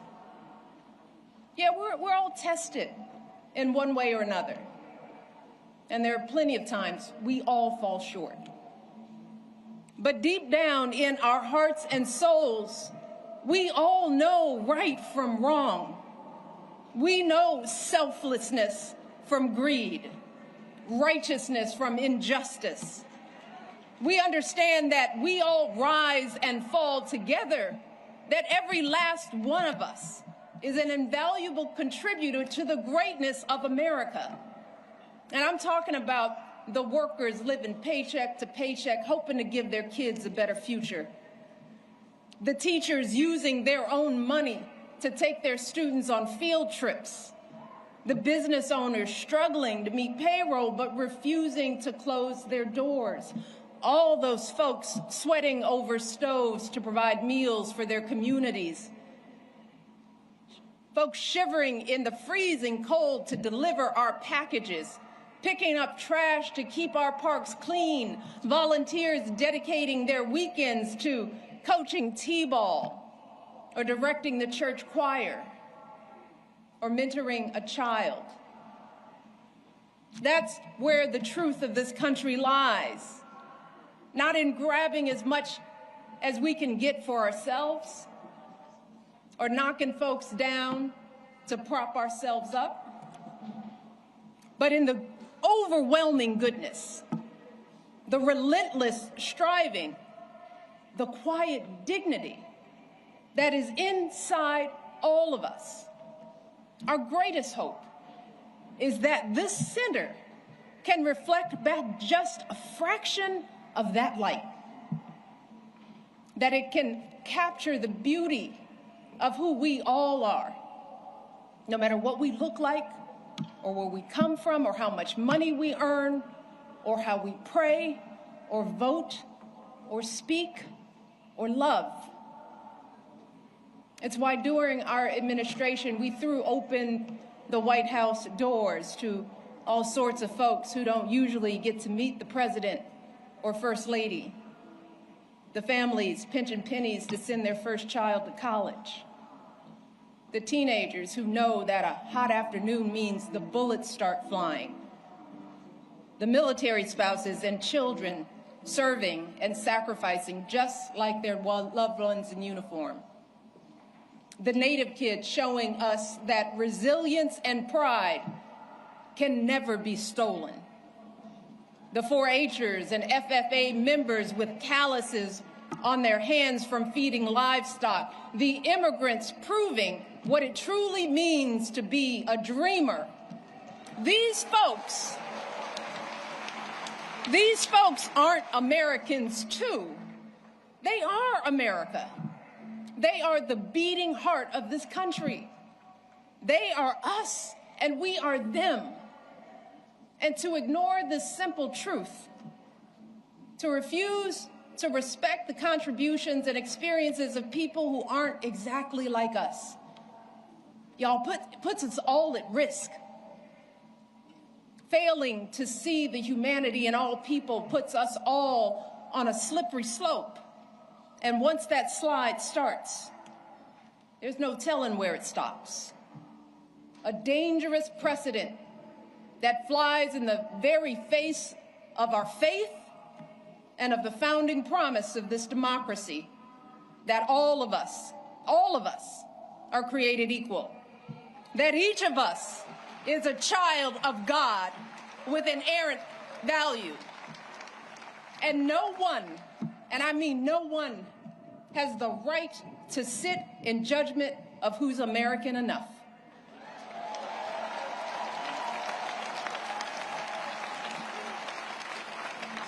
And that's why, folks, we simply don't have the luxury or time to be cynical or complacent, to wring our hands in despair, to wait for someone else to fix the problem. Y'all, hope is all we have, because hope is the essential spark that lights the fire of change. But hope is a choice. Whether or not we use our voices to speak up is a choice. Voting is a choice. Being a decent human being is a choice. Believing that we still hold the power to build a country that reflects us all is a choice. The Obama Presidential Center is a living testament to the power of choice, y'all. The historic example that millions of you gave the world about what this imperfect democracy has strived for and achieved, and an urgent call to go out there and do it again. So I hope that when you walk through this campus and bring your children here, you are reminded of the power of choice and the steady work of change. The arduous, unglamorous march up that mountain, one foot after another, day after day, generation after generation. But I also hope you fully absorb the elation of achieving something together. You know, that feeling when you clear the tree line and see a vista that takes your breath away. A feeling that can never be erased. And I know that can be hard to grasp right now, when everything feels so upside down, when fact and fiction run together, when folks seek to stifle speech, limit access to education, devalue diversity, erase the inconvenient parts of our history, when our phones constantly buzz with the latest outrage. So I hope that this place can offer a respite from all that, at least for a little while. I hope it can reignite the optimism and empathy and ambition that has always powered this country's greatest change. So we want you to come here and put away your phones and talk and laugh and cry, because you're gonna cry, and make new friends. Get your hands dirty in my garden. Push your baby on a swing in the playground. Have a romantic picnic on the great lawn. Because that's the work of democracy too. Being neighborly, taking care of public spaces, having some fun, enjoying each other, shaking out of the isolation and division that have crept too deeply into our lives. And to my fellow Southsiders, I want you all to make this campus a part of your lives. Be inspired by the world-class art. Check out the books from our beautiful public library and bring them back on time. Drop some beats in the recording studio, hit some corner threes at home court, hold birthday parties, jumpstart clothing drives, host citywide cleanup days here. Use this campus to show off this place we call home. This joyful place where Marion and Fraser Robinson taught their two kids to dream big. This hopeful place where an unknown guy with an unknown name took flight. This stubbornly optimistic place where family after family scrapes and claws and laughs and dances their way to a better tomorrow. That's what this has always been about. Barack and I have always said that this center is grounded in our stories, but it has never been about us. It's never been for us. And it's going to be here long after we're gone. So what it becomes and how it's preserved, that work has to be done by all of us, just like our democracy. And thankfully, you have shown the world what we are capable of. You've proven that a lasting legacy isn't an award or a name on a building or a number of zeros in a bank account, but the difference we make in one another's lives. It's about seeing each other and showing up for each other and carrying each other when we're weary or faltering or losing faith. That's how you build something that endures. And that's what you all have done at every twist and turn of this extraordinary journey. You have protected and proclaimed the hope that beats within the heart of this campus. You've rekindled and renewed this untamable, unpredictable, and unbreakable democracy.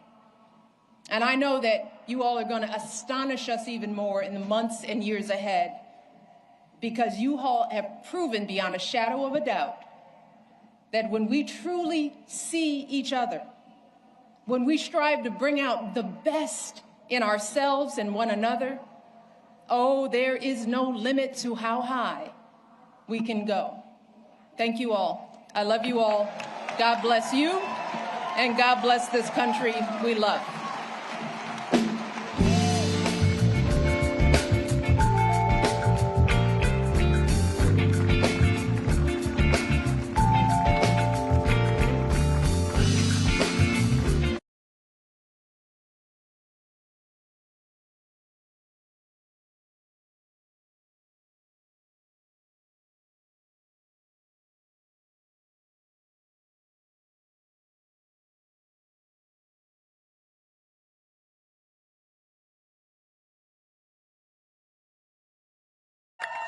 I love her so much. Mrs. Obama talked about the power of community, and moments like this matter because, listen, somewhere in this crowd is a future filmmaker, a future teacher, a future entrepreneur, a future creator, a future anything. Days like today can change the way we see what's possible for ourselves. Now, we got all the future change makers over here. How are we feeling? Good? Listen, I'd love to start with you because, listen, we was watching together Mrs. O's speech, and I saw you in tears. What does this mean to you and your sons, and what does this mean as a whole being here in this moment? It means absolutely everything. I brought my two boys from California so that they could see a leader that was a part of everything: integrity, honesty, true leadership, a beautiful love for his wife. So it means everything. Well, we are so excited. And listen, not only are we excited, we are so happy to keep moving forward, keep the energy alive, and we'll check back with y'all soon.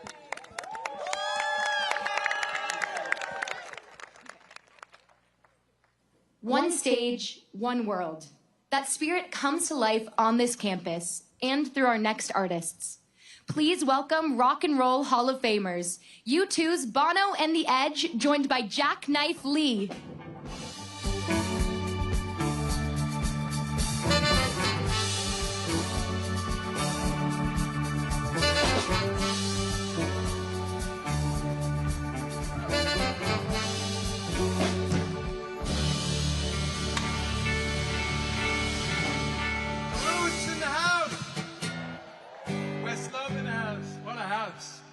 What a wonder. They're calling it the Obama list at home, just so you know. We're here representing the Irish in Chicago and all over the world. And yeah, thank you for the loan of your country.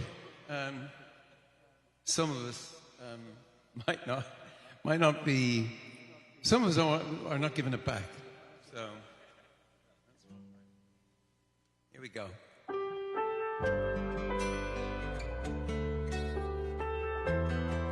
Some of us feel your country belongs to us, which is mad but true. I mean, like all of us. And in some mythological way, you know that's true.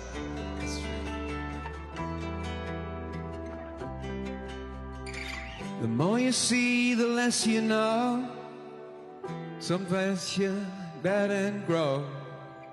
How much knew more then than I do now.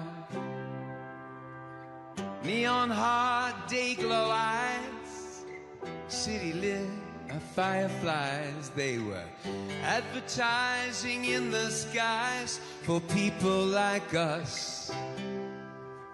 And you're not around. I'm getting ready to leave the ground.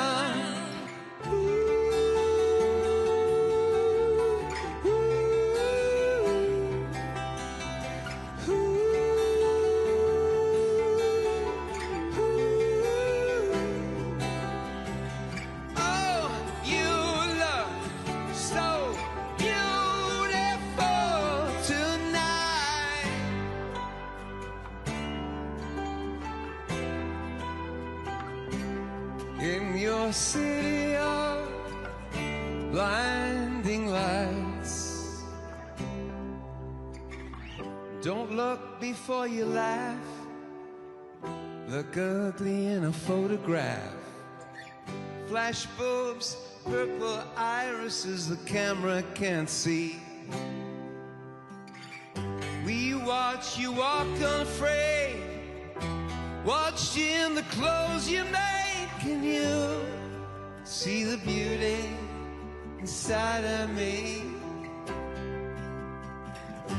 What happened to the beauty I had inside of me?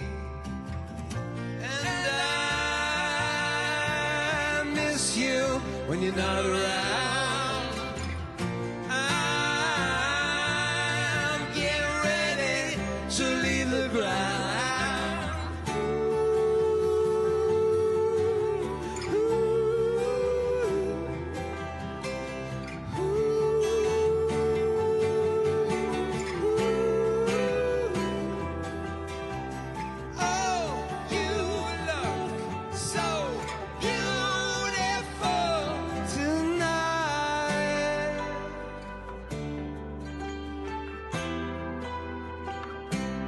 In your city of blinding lights,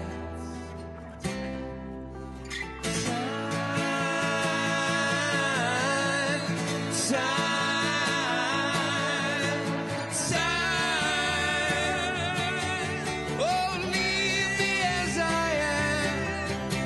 Time won't take the promise from this land. Oh, you look so beautiful tonight. Oh, you look so beautiful, Michelle.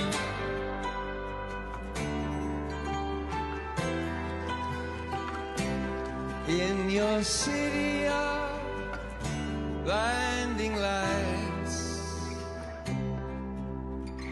the more you know, the less you feel. What some pray for, others steal. Blessings not just for the ones who kneel. Luckily, lucky me, lucky we, in the company of Jackknife Lee, 46, 42, and 43. Civility, hold tight to democracy. Community, isn't she lovely? 44 and the family.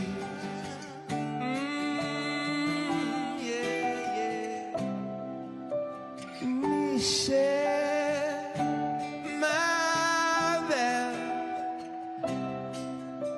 Michelle, my belle. Sing it now. Michelle.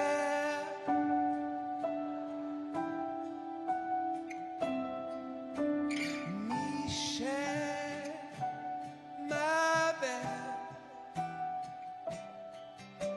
Michelle, our belle. Don't touch my wife. Michelle, Michelle,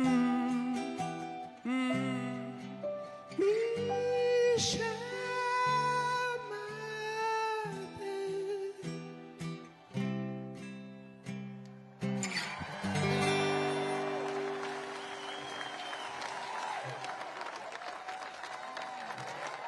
Please welcome Nigerian music sensation, Thames.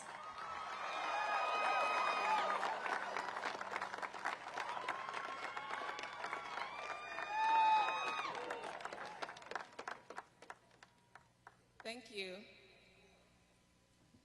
I'm so blessed and honored to be here. This one is to you, everyone in this room, to Mr. and Mrs.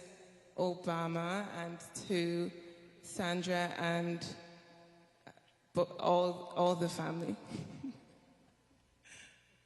Are you ready?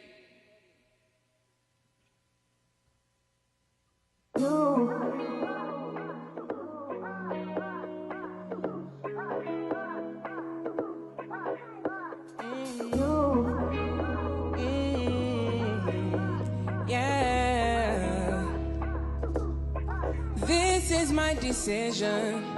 This is my decision. I don't think you listen. I don't think you listen. For me to come out, it must mean I'm a D-dog. It must mean I'm not the same. It must mean I'm a yes.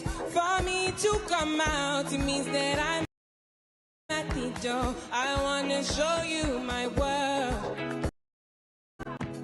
Give me one break, I need faith.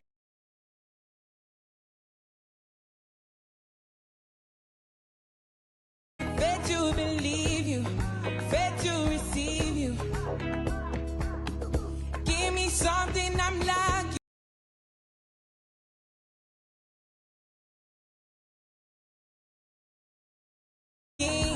I don't need nothing.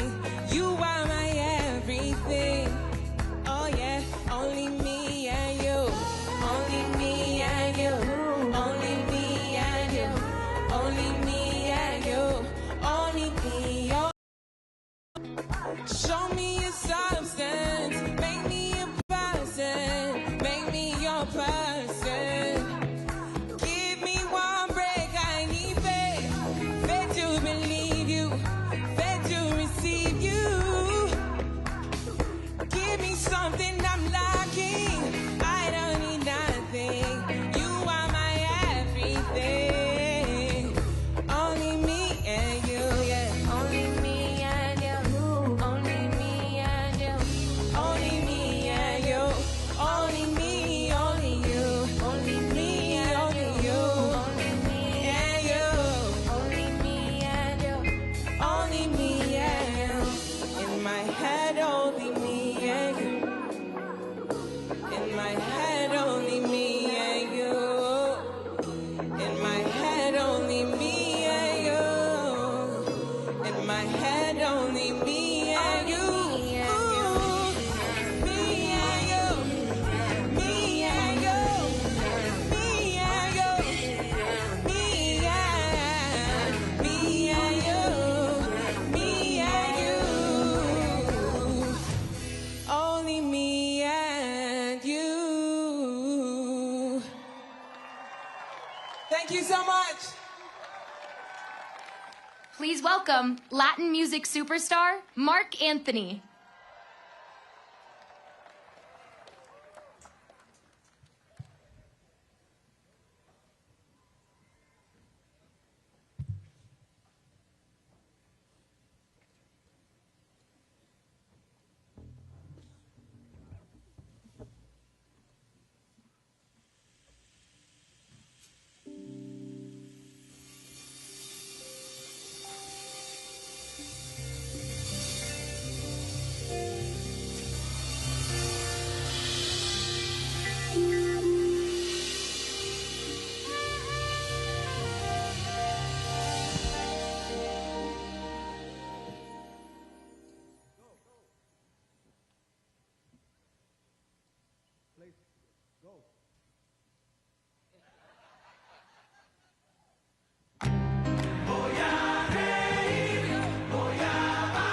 It's okay to dance. Voy a reír, voy a gozar, vivir mi vida, la la la la.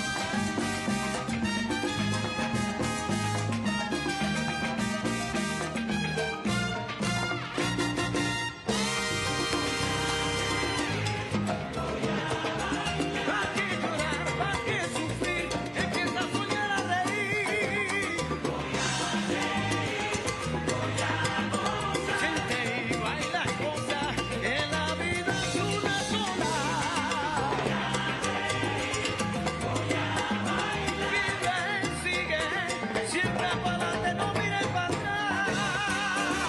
Mi gente, la vida es una.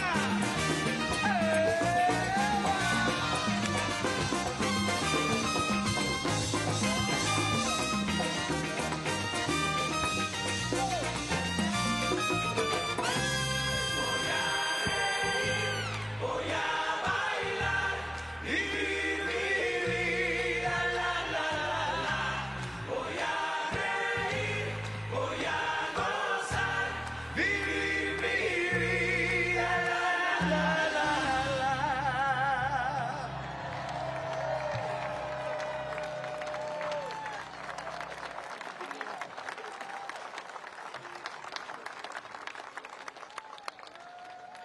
What a beautiful set of iconic legends and global superstars. Here's our last little hurrah here at the Midway. We got someone that's incredibly amazing that worked at the Accidental Activist, which is incredible. We got Malia's art teacher. You want to say hi? Hey, Malia. Sweet. Today is your girl's birthday. Say happy birthday. Best birthday ever. And I miss you. I miss you guys. I miss you guys. I miss you. We miss you. With President Obama, dog. We want to keep, yeah. No, We want to make sure that. Bring him. Thanks, Michelle. What do you have to say, sir? Oh yeah, you want to. That part. Okay. Yep. Okay. And tell us what you did. So my name is Jasmine, and I worked on the first presidential campaign. So it was amazing. We got some incredible people out here. It's been so amazing. What is this for you guys? Like, it's been just a whirlwind of iconic people and beautiful sets, and I'm just so happy. I'm happy to be here. Listen, I double dutched. I learned how to double dutch for the first time. My homeschool self finally learned. And listen, we are excited. This has been so incredible. Thank you to the Midway. Keep your energy up. There's still more to come, and I'll see y'all over there.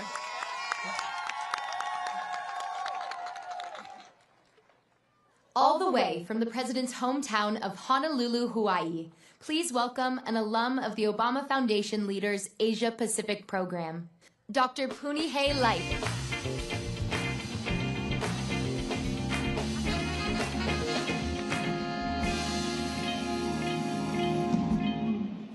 Aloha. Aloha. Where I come from, to introduce someone means we have pilina, a connection. If this man walked into my home, my children would call him uncle, because we are both keikio ka'aina, children of Hawaii. We have been nourished by her lands, kissed by her rains, and inherited a kuleana, a sacred responsibility to care for those we will never meet. To introduce him today is not just to talk about who he is, but to share what he invites out of each of us. He invites and we respond. And in our culture, that reciprocal exchange is aloha. His call to build a space of new possibilities invited me to look deep into my own ancestral wisdom, pointing me toward the a'ali'i, a native plant renowned for its versatility and tenacity. Our people say, "He a'ali'i ku makani mayau ao he makani na na e kula'i." I am a wind withstanding a'ali'i. No gale can topple me over. You see, the a'ali'i thrives by being deeply rooted, resilient through storm and drought, and fiercely responsive. That is what "yes, we can" means to my indigenous heart. It demands that we remain unshakably rooted in truth, resilient through trial, and so responsive that just as this plant yields its leaves for medicine, its blooms for beauty, and its timber for protection, we become the healing, the vibrance, and the shelter needed by our communities and by Grandmother Earth. Brothers and sisters, let us rise to honor that collective responsibility. Stand with me, people. And now, from the shores of his youth to the city that rose with him, Chicago, Please help me welcome President Barack Obama.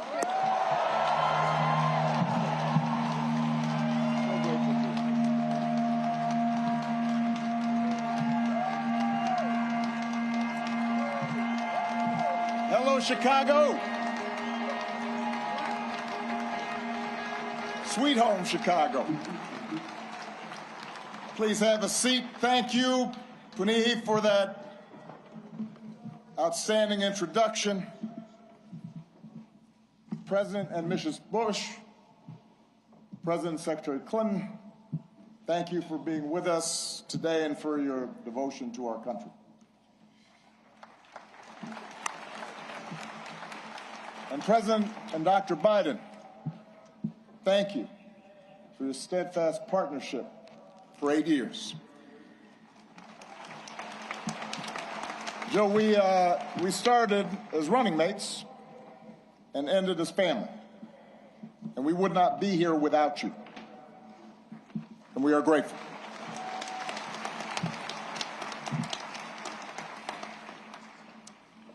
To our amazing foundation staff and our amazing board, to Governor Pritzker, Mayor Johnson, thank you for making this center possible. To congressional leaders and foreign dignitaries who've made the trip, I cherish our partnership together and all we got accomplished together. Thank you.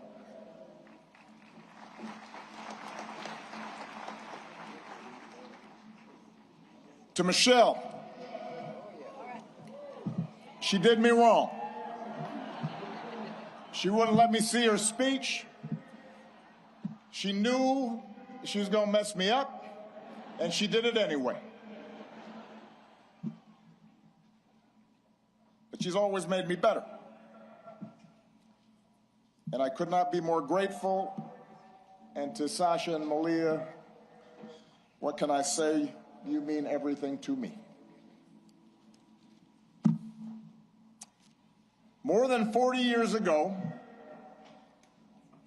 on a late summer afternoon in 1985, I arrived here in Chicago, entering the city through the very spot where this center now stands. I can still picture myself heading down what was then Cornell Drive in a janky used car that I'd bought in New York, with all my worldly possessions stuffed in the trunk and the back seat, so I really couldn't see out of the rearview mirror, and I was a safety hazard. And I was 23 years old.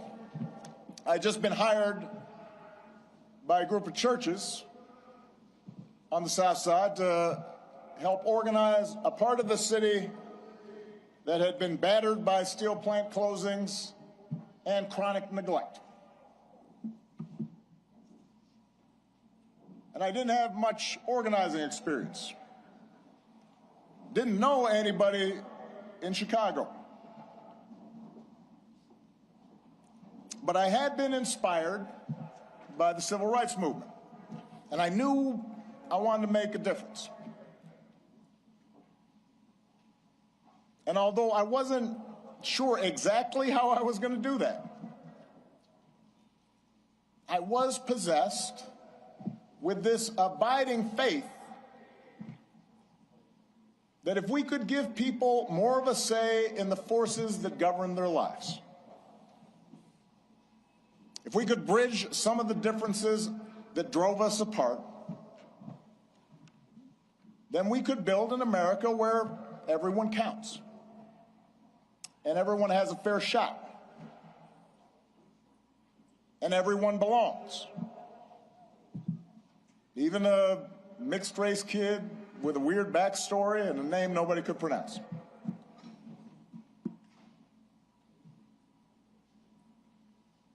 And it was here, in this city, a city of broad shoulders, that I found what I was looking for.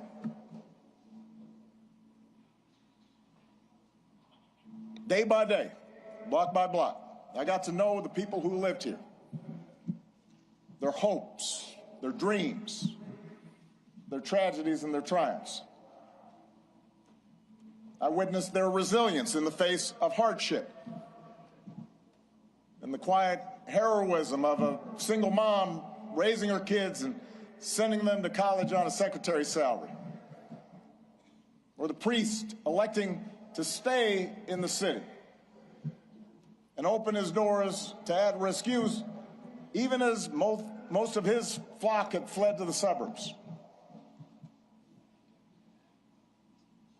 I learned that leadership has less to do with titles or rank or chasing attention than with helping others find their voice, reaching their potential,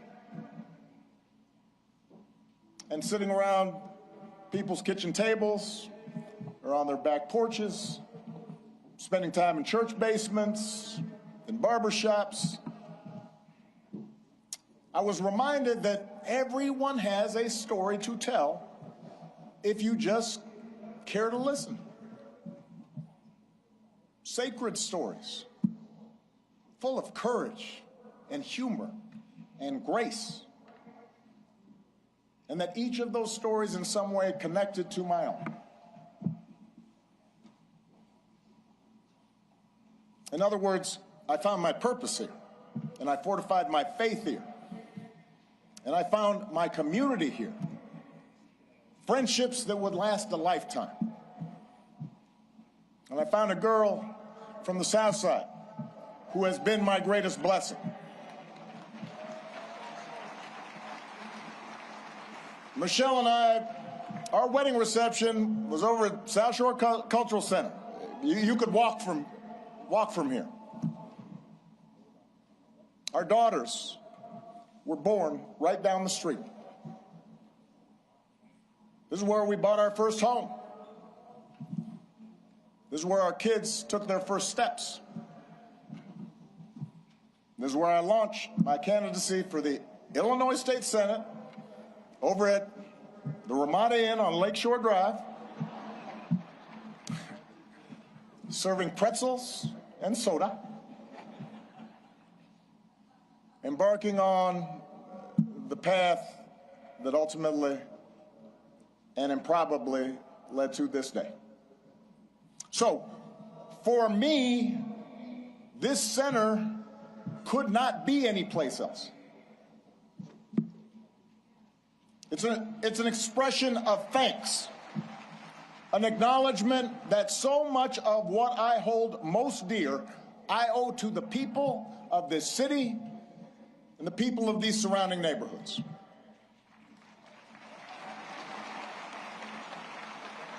And it's why we designed the center not to be some lifeless mausoleum. I am too young for that.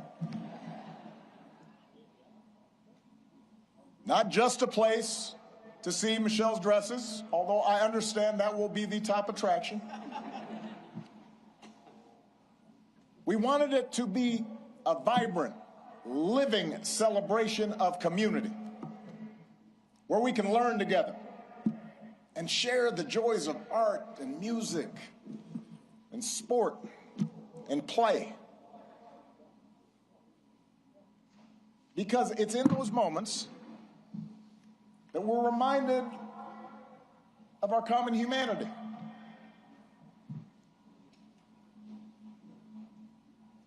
And strengthen the bonds of trust that not only make our lives richer, but make our democracy stronger.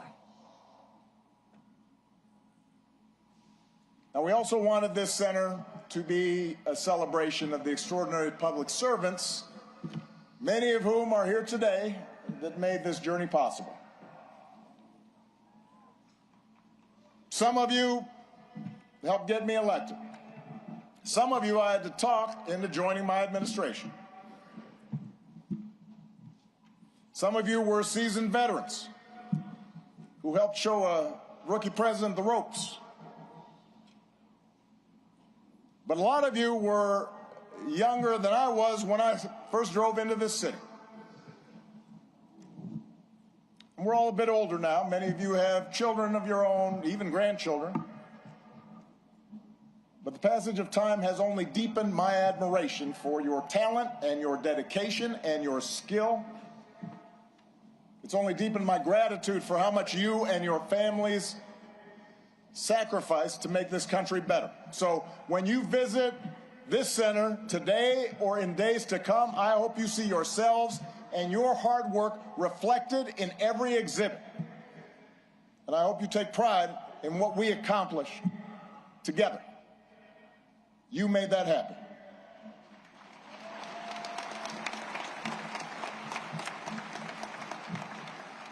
Now, of course, we did not accomplish everything we set out to do. No administration does. Some of the exhibits reflect unfinished business. In some cases, my own shortcomings and mistakes. In some cases, because, as a sign I kept on the Resolute desk read, hard things are hard. And that's especially true in a big, raucous, diverse, argumentative democracy like the United States of America. Everybody's got an opinion. And that means getting stuff done involves reconciling the demands of a couple of 100 million people. Democracy can be frustrating. It can be slow. It can be inefficient. And yet, more than anything, I hope this center will serve as an affirmation of just how special, how precious our democracy truly is. And remind us what we can achieve when we embrace our shared responsibilities as citizens.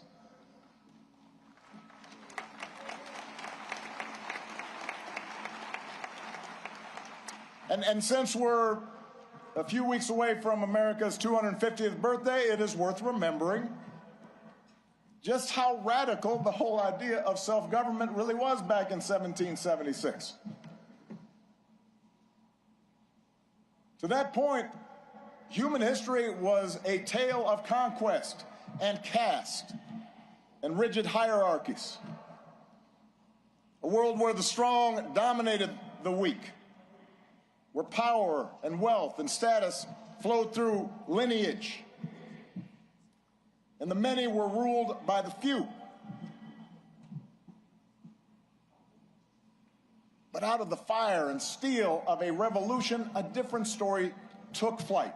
On this continent, a declaration that we are all created equal, endowed by our Creator with certain unalienable rights, and that in the newly independent United States, there will be no kings or lords, no serfs or subjects, but only citizens, each of us free to pursue our own version of happiness and able to determine our collective fate through an elected representative government. It had not been done. And because it hadn't been done before, the success of this experiment was never a given. In forming our union, the founders fell terribly short of the Declaration's promise, leaving slavery intact, allowing states to restrict the franchise to white men who own property. But in drafting a Constitution and a Bill of Rights, they did have the foresight, the genius, to provide us with a framework that allows each generation to make our union more perfect. And over more than 2 centuries, through petitions and protests, marches and strikes, moral appeals from the pulpit, and conversations at the family dinner table, men and women from all walks of life, of every color, every faith, every region, took up the cause of democracy and made it their own, until we, the people, came to include not just some of us, but all of us.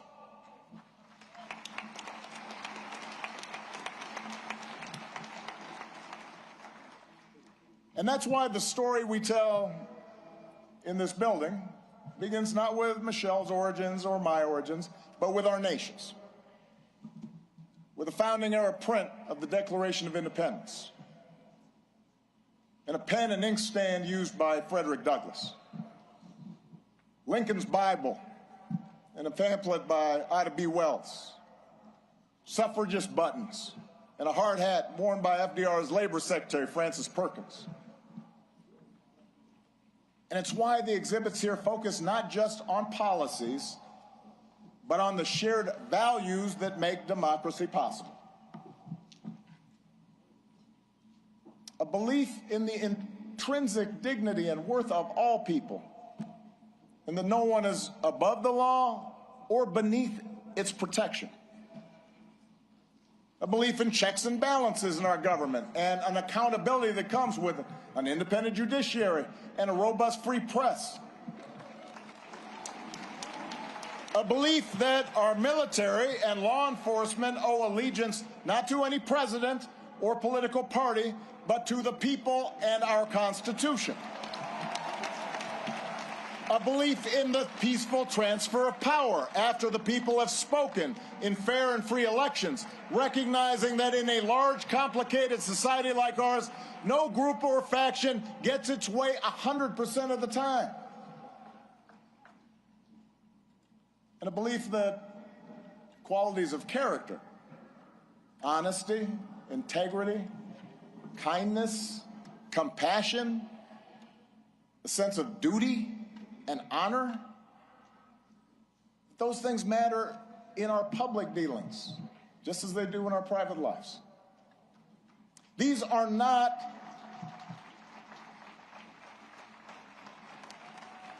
these are the values and traditions I believe in.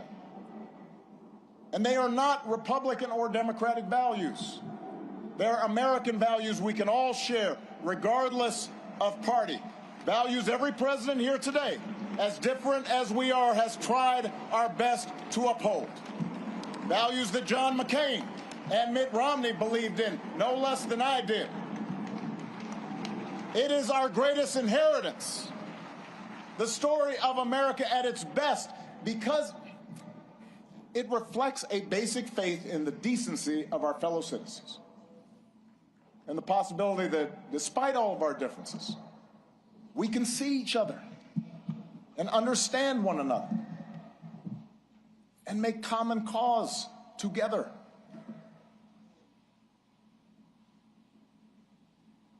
That's what I hope every visitor to this center takes away from their experience. And that's why if you come for a day and you don't have time to see everything, I would urge you to skip the clips of my speeches. You have heard them all before. In favor of the stories of those ordinary citizens who helped make that change happen. The cancer survivor who feared rising premiums would force her out of her home and was brave enough to speak out about it. She's why we pushed so hard for health care reform. The small business owner trying to keep the lights on. The teenage girl who told me she was worried her dad might lose his job in the auto crisis. They're why we focus so relentlessly on pulling our economy back from the Great Recession. The wounded warrior overcoming debilitating injuries.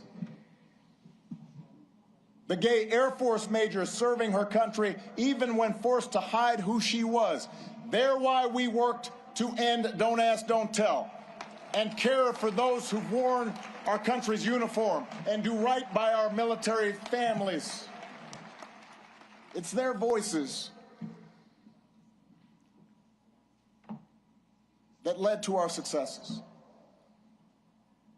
And while going through the exhibits, I'd also ask you to listen to the voices of people around the world who've been inspired by American ideas. Yes, America has made its share of foreign policy mistakes. Our actions have not always matched our rhetoric. We've learned that we can't solve every conflict or stop every atrocity around the globe, but at our best, the United States has been an undeniable force for good in the world. And what I heard on every continent as president is that when American foreign policy lives up to our highest ideals, when we champion human rights and democracy and the sound stewardship of our planet, when we take the lead in eradicating disease and feeding the hungry and educating children, when we encourage cooperation between nations, instead of trying to dominate and bully and squeeze every advantage just because we can. And most of all, when we show through our example here at home that even a country as big and diverse as ours can make democracy work, it turns out all nations, including ours, become more prosperous and secure. And the world gets a little bit brighter.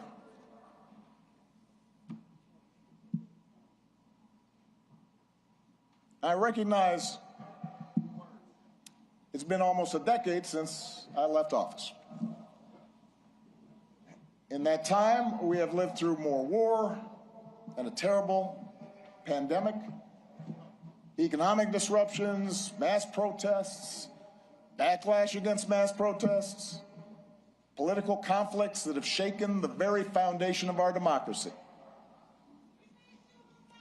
We've witnessed a technological revolution that promises remarkable discoveries, could revolutionize medicine,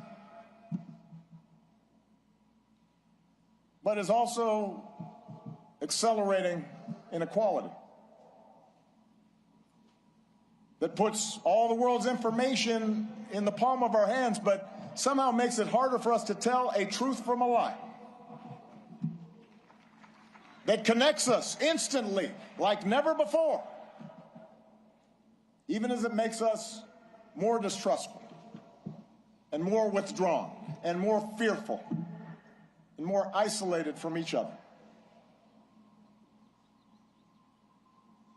It's a lot. For millions of people in this country and around the world, the future feels uncertain, the ground unstable beneath our feet.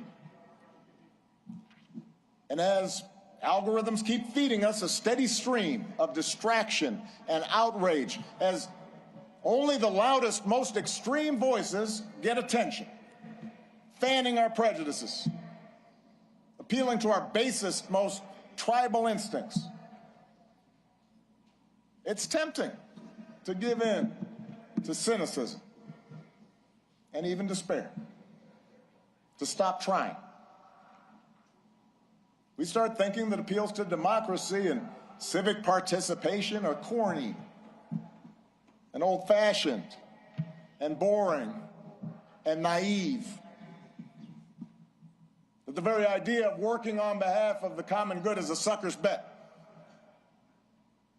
And that in order for us to win, somebody else has got to lose. I get it. I am not immune to anger or doubt. But I do know this. When we lose faith in each other, when we stop believing that voting matters, that citizenship matters, that our collective voices matter, that how we treat each other no longer matters, then we give away our power to decide our own futures. We open the door to the most ruthless, or the most careless, or the most fearful among us, who see some groups and some people as more equal than others, and see government as nothing more than a way to divvy up the spoils and punish enemies and keep those who are different in their place.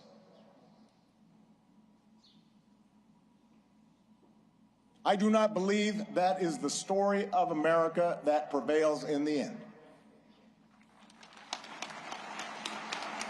I don't believe it because for us to give up, for us to give in now, after all this country's been through, to cynicism and division would be a betrayal of our founding ideas, a betrayal of our faith. And I remain convinced that the overwhelming majority of Americans feel the same way. That as unsettled as we are, people aren't looking for perpetual anger and division. They are looking for fairness and common sense and mutual respect. That deep in our gut, we want to find a way to turn towards each other again, not further away.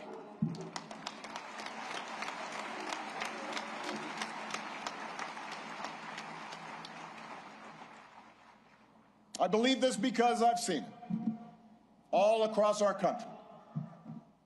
In cities that have worked together to reclaim their streets from crime, in rural communities that have rebuilt their economy, in businesses that are finding new ways to make housing affordable,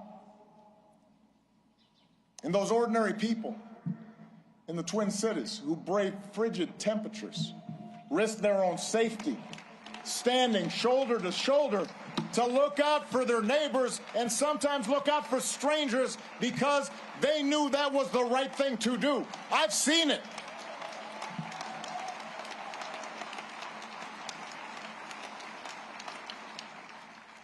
And I've seen it in a new generation of leaders here and around the world, like Quinta and Addison. Leaders who are determined to make our governments and our economies and our societies work for everyone. Obama Foundation leaders like Hannah, a Food Corps member from rural Ohio who's helping ensure every child has access to at least one nourishing meal. Or George, an entrepreneur whose nonprofit helps get unused, unexpired medicine, often at no cost, to people who need it. Or Zuzana, a human rights lawyer in Poland, who's won more than 30 landmark cases. There are thousands, tens of thousands, hundreds of thousands of these young people out there making a difference right now. And this center is devoted to lifting up their stories, giving them the tools and support they need to expand their impact. For while our work is nonpartisan, we are not values neutral. We have a point of view.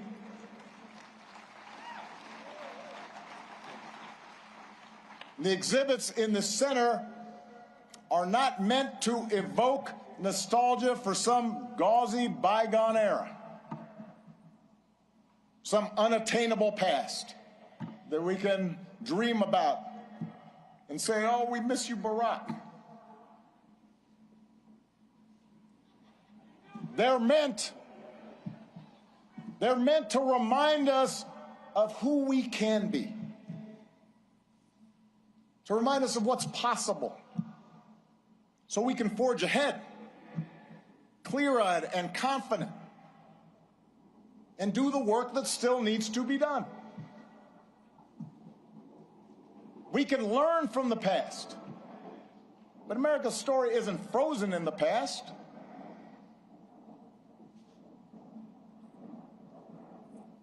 It has chapters yet to be written, not by one person or a few people, not by Barack and Michelle, or anybody with a fancy title or a high office, but by all of us.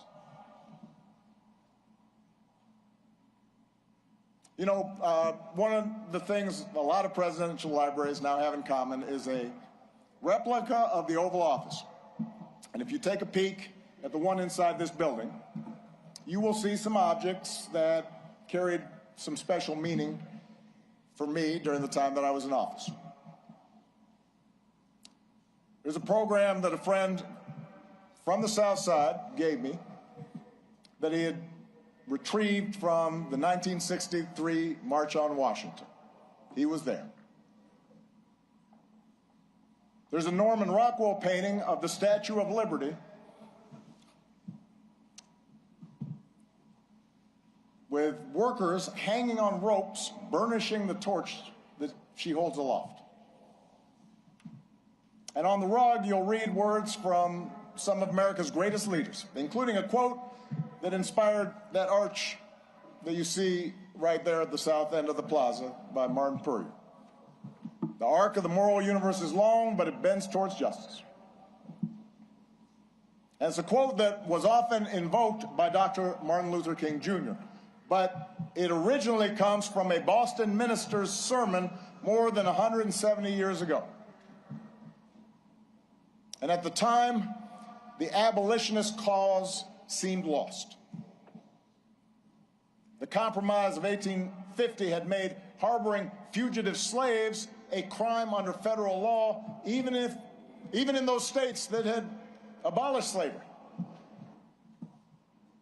And in a case that garnered national attention, a young fugitive in Boston had been seized and tried and marched to the wharf by hundreds of armed officers, where he was summarily put on a ship bound for the South, where he would remain in shackles and chains. It was a moment of profound uncertainty and despair. A moment the minister called darker than any New England had witnessed. We do not see, Reverend Theodore Parker observed, that justice is always done on earth. Many a knave is rich, sleek, and honored, while the just man is poor, hated, and in torment. I do not pretend, the preacher said, to understand the moral universe. The arc is a long one. My eye reaches but little ways. I cannot calculate the curve and complete the figure by the experience of sight. I can divine it by conscience. But from what I see, I am sure it bends towards justice. The good Reverend was under no illusions about the perils and obstacles facing the abolitionist cause.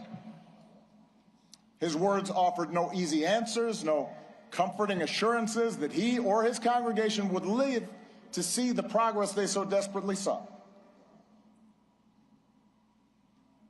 Rather, his was a declaration of faith, a defiant call, not to abandon hope or give way to fear, but to stay true to our better selves and true to one another, and to keep fighting to fulfill the promise of this nation, even in the face of cruelty and bitter disappointment, even in the face of impossible odds. It is that spirit that we open the center today. The same spirit that so many of you showed all those years ago. The same spirit that inspired generations of Americans to meet the challenges of their time.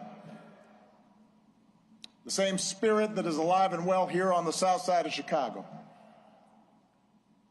The same spirit that will see America and the world through its present trials. There is a new generation out there, ready to write the next chapter of our story. We intend to help them do it, and we ask that you join us. Thank you. God bless you.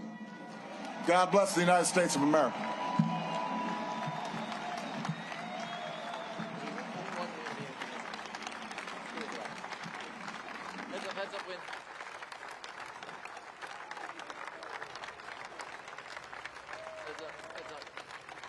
Yeah, he's not done.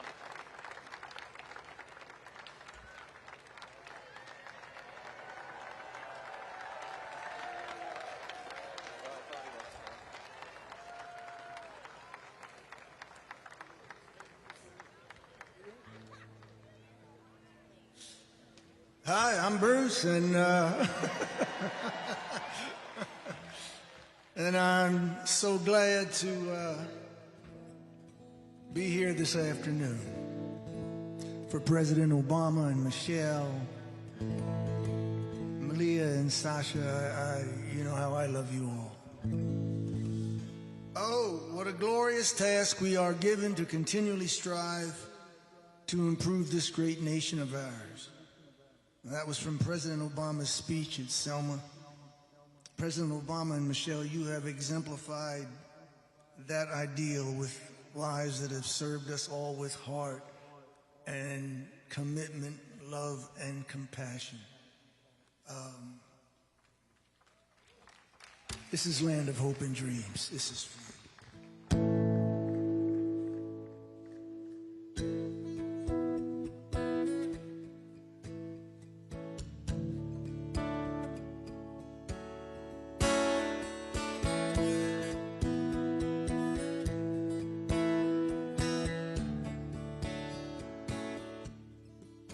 Grab your ticket and your suitcase.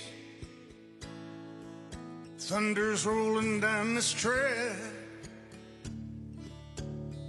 You don't know where you're going now, but you know you won't be back. Well, darling, if you're weary, lay your head upon my chest. We'll take what we can carry, yeah, and we'll leave the rest. Well, big wheels roll through fields where sunlight streams. Oh, meet me in a land of hope and dreams.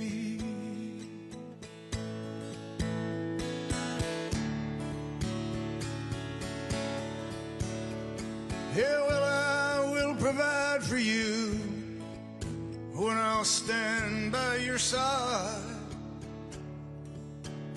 You'll need a good companion now, all for this part of the ride. Yeah, leave behind your sorrows. Let this day be the last. 'Cause tomorrow there'll be sunshine, and all this darkness past. Big wheels roll through fields where sunlight streams. Oh, meet me in a land of hope and dreams. Well, this train carries saints and sinners. This train carries losers and winners. This train carries whores and gamblers. Oh, this train carries lost souls. I said this train, dreams will not be thwarted on this train. Faith will be rewarded on this train. Hear the steel wheels singing on this train. Bells of freedom ringing. Well, big wheels roll through fields where sunlight streams. Oh, meet me in a land of hope and dreams. Oh, meet me in a land of hope and dreams. Oh, meet me in a land of hope and dreams.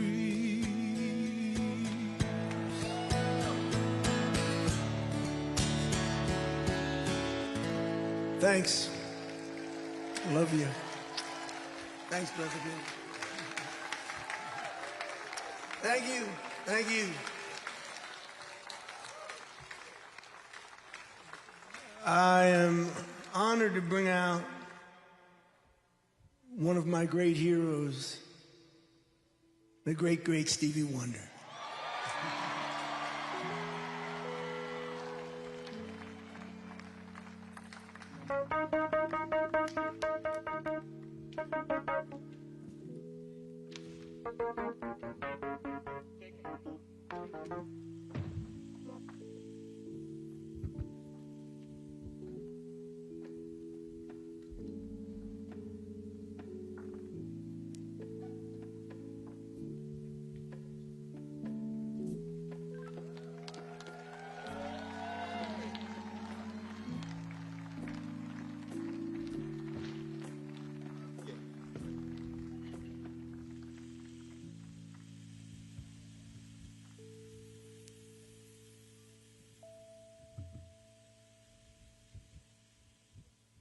It is truly that I give all praise to God for this moment. For me, it's the perfect circle. And I will, before I leave the stage, explain to you why I say that. But right now, we're going to do some music. Are you ready? Let's get it.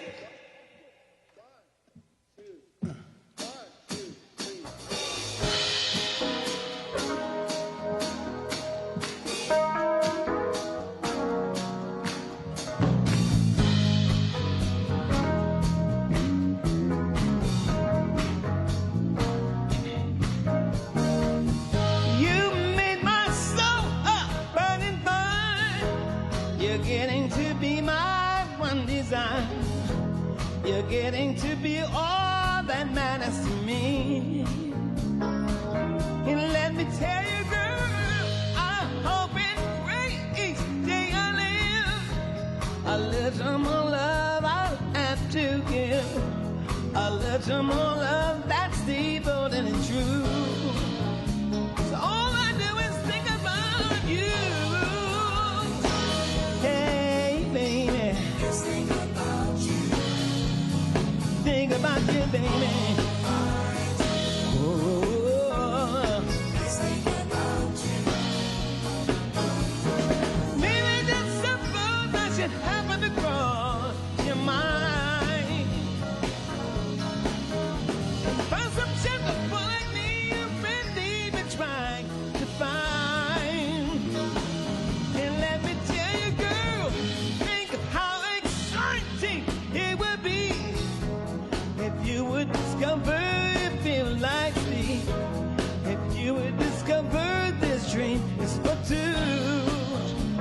Well, I'm gonna tell you, girl, I'd light a candle every day and pray that you'll always feel this way, and pray that our love will forever be new. All I do is think about you. Just think about you. I think about you, baby. Yeah, baby. Just think about you. Can't you feel the fire burning? Can't you feel the wind humming? Think about you, baby. Oh, can't you feel the wind blowing? Can't you feel the wind blowing? Yeah. Just think about you. Oh. All I do is think about you.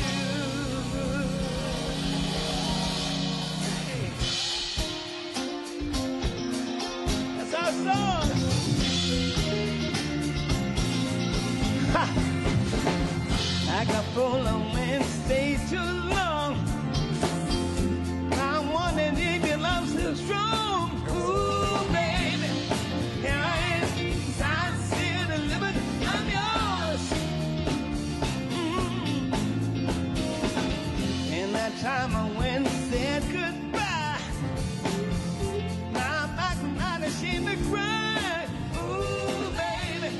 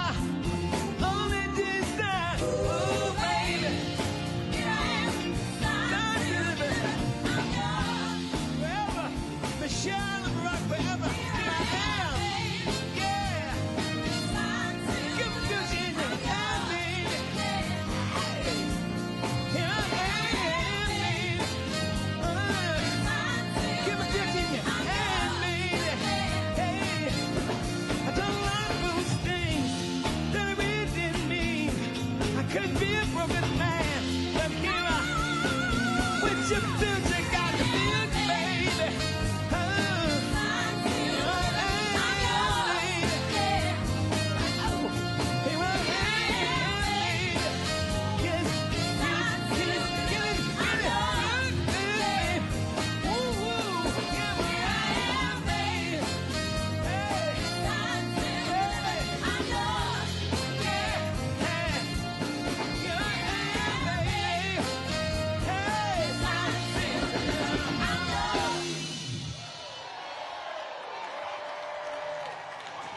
Yes. I want to share with you all something that you need to know. In 2004, I had the pleasure of having my friend Steve McKeever come to Wonderland Studios. And he said to me, there's someone named Barack Obama who wants to ask you to run. No, I'm sorry. He asked me to have you possibly come and do a performance as he's running for senator. So I said, so bring him down. Let's do it. So he came down. It was him and Barack. I remember we sat in front of the studio in Wonderland. He was talking, and we had some words to say. I think he was saying, let me try to get Michelle on the phone. It never happened. I don't know. But we were talking, and we kept talking, and he said, yeah, I would love for you to come. I said, it would be my joy to come to support you. I said, but you know what? If I'm talking to you in my spirit, because here I'm telling you something that's not political, but it's spiritual. I said, in my spirit, I know that you're running to be a senator, but I'm seeing you as being a president. I said, let's pray on it. And so we prayed on it. And now we see what fear, faith without fear, and faith living in truth, and understanding that the spirit is that we have to follow that spirit of positivity. Because I believed it, I knew it, I imagined it then. Now we are celebrating it. President Barack Obama.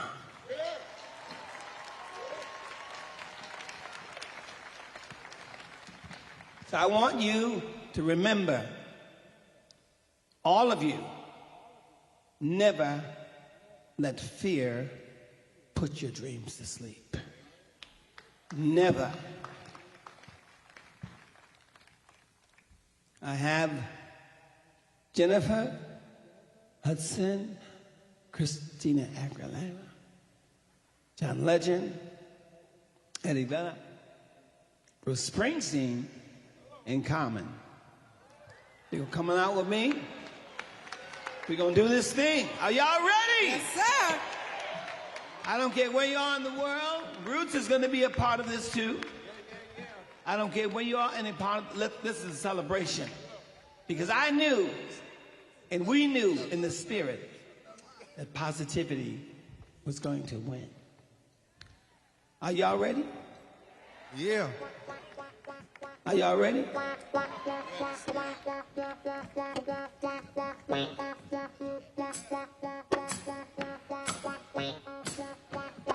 One, two.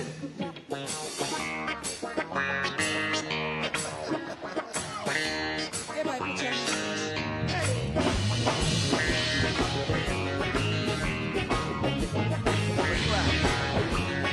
Clap your hands.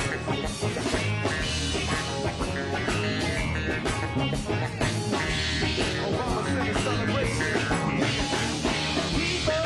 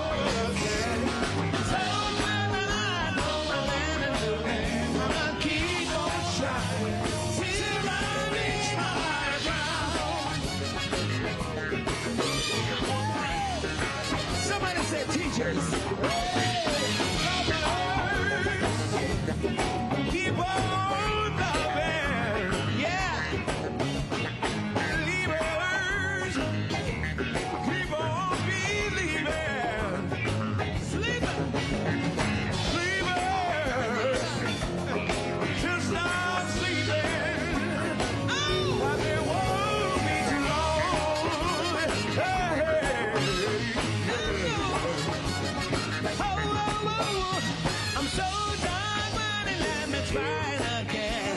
'Cause my left my whole world again. So soon as I'm a man enough, gonna keep on trying till I reach my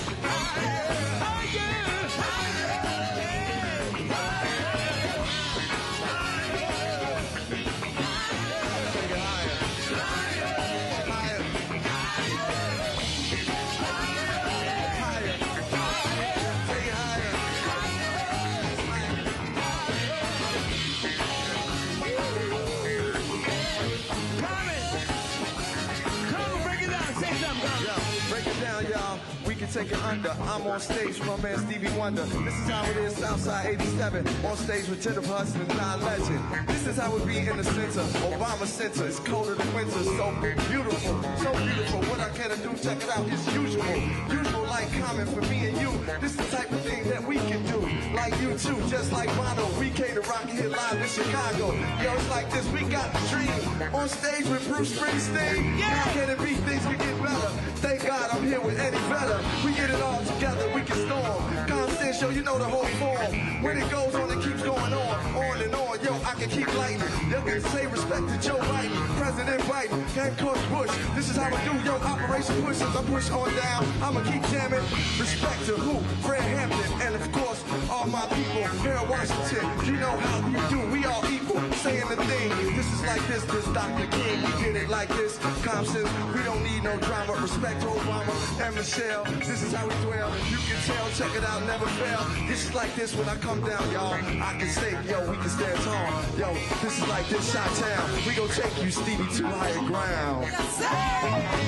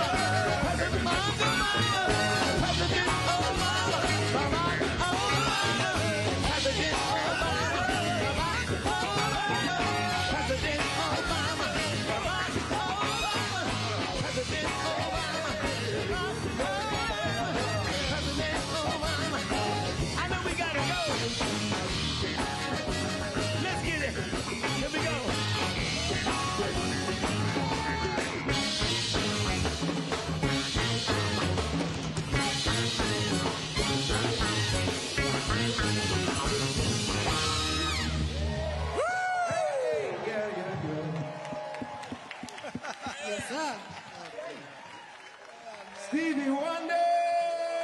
Stevie! A legend. Great, man. Thank you. That was unbelievable. That was fucking unbelievable.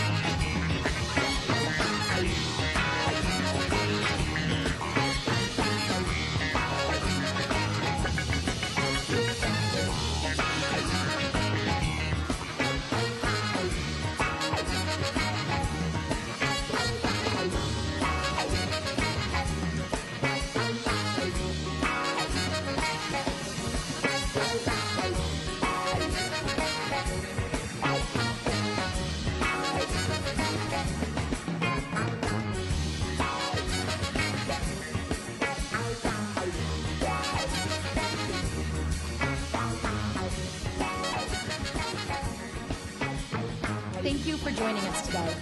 Follow us, stay connected, and get your tickets to the Obama Presidential Center.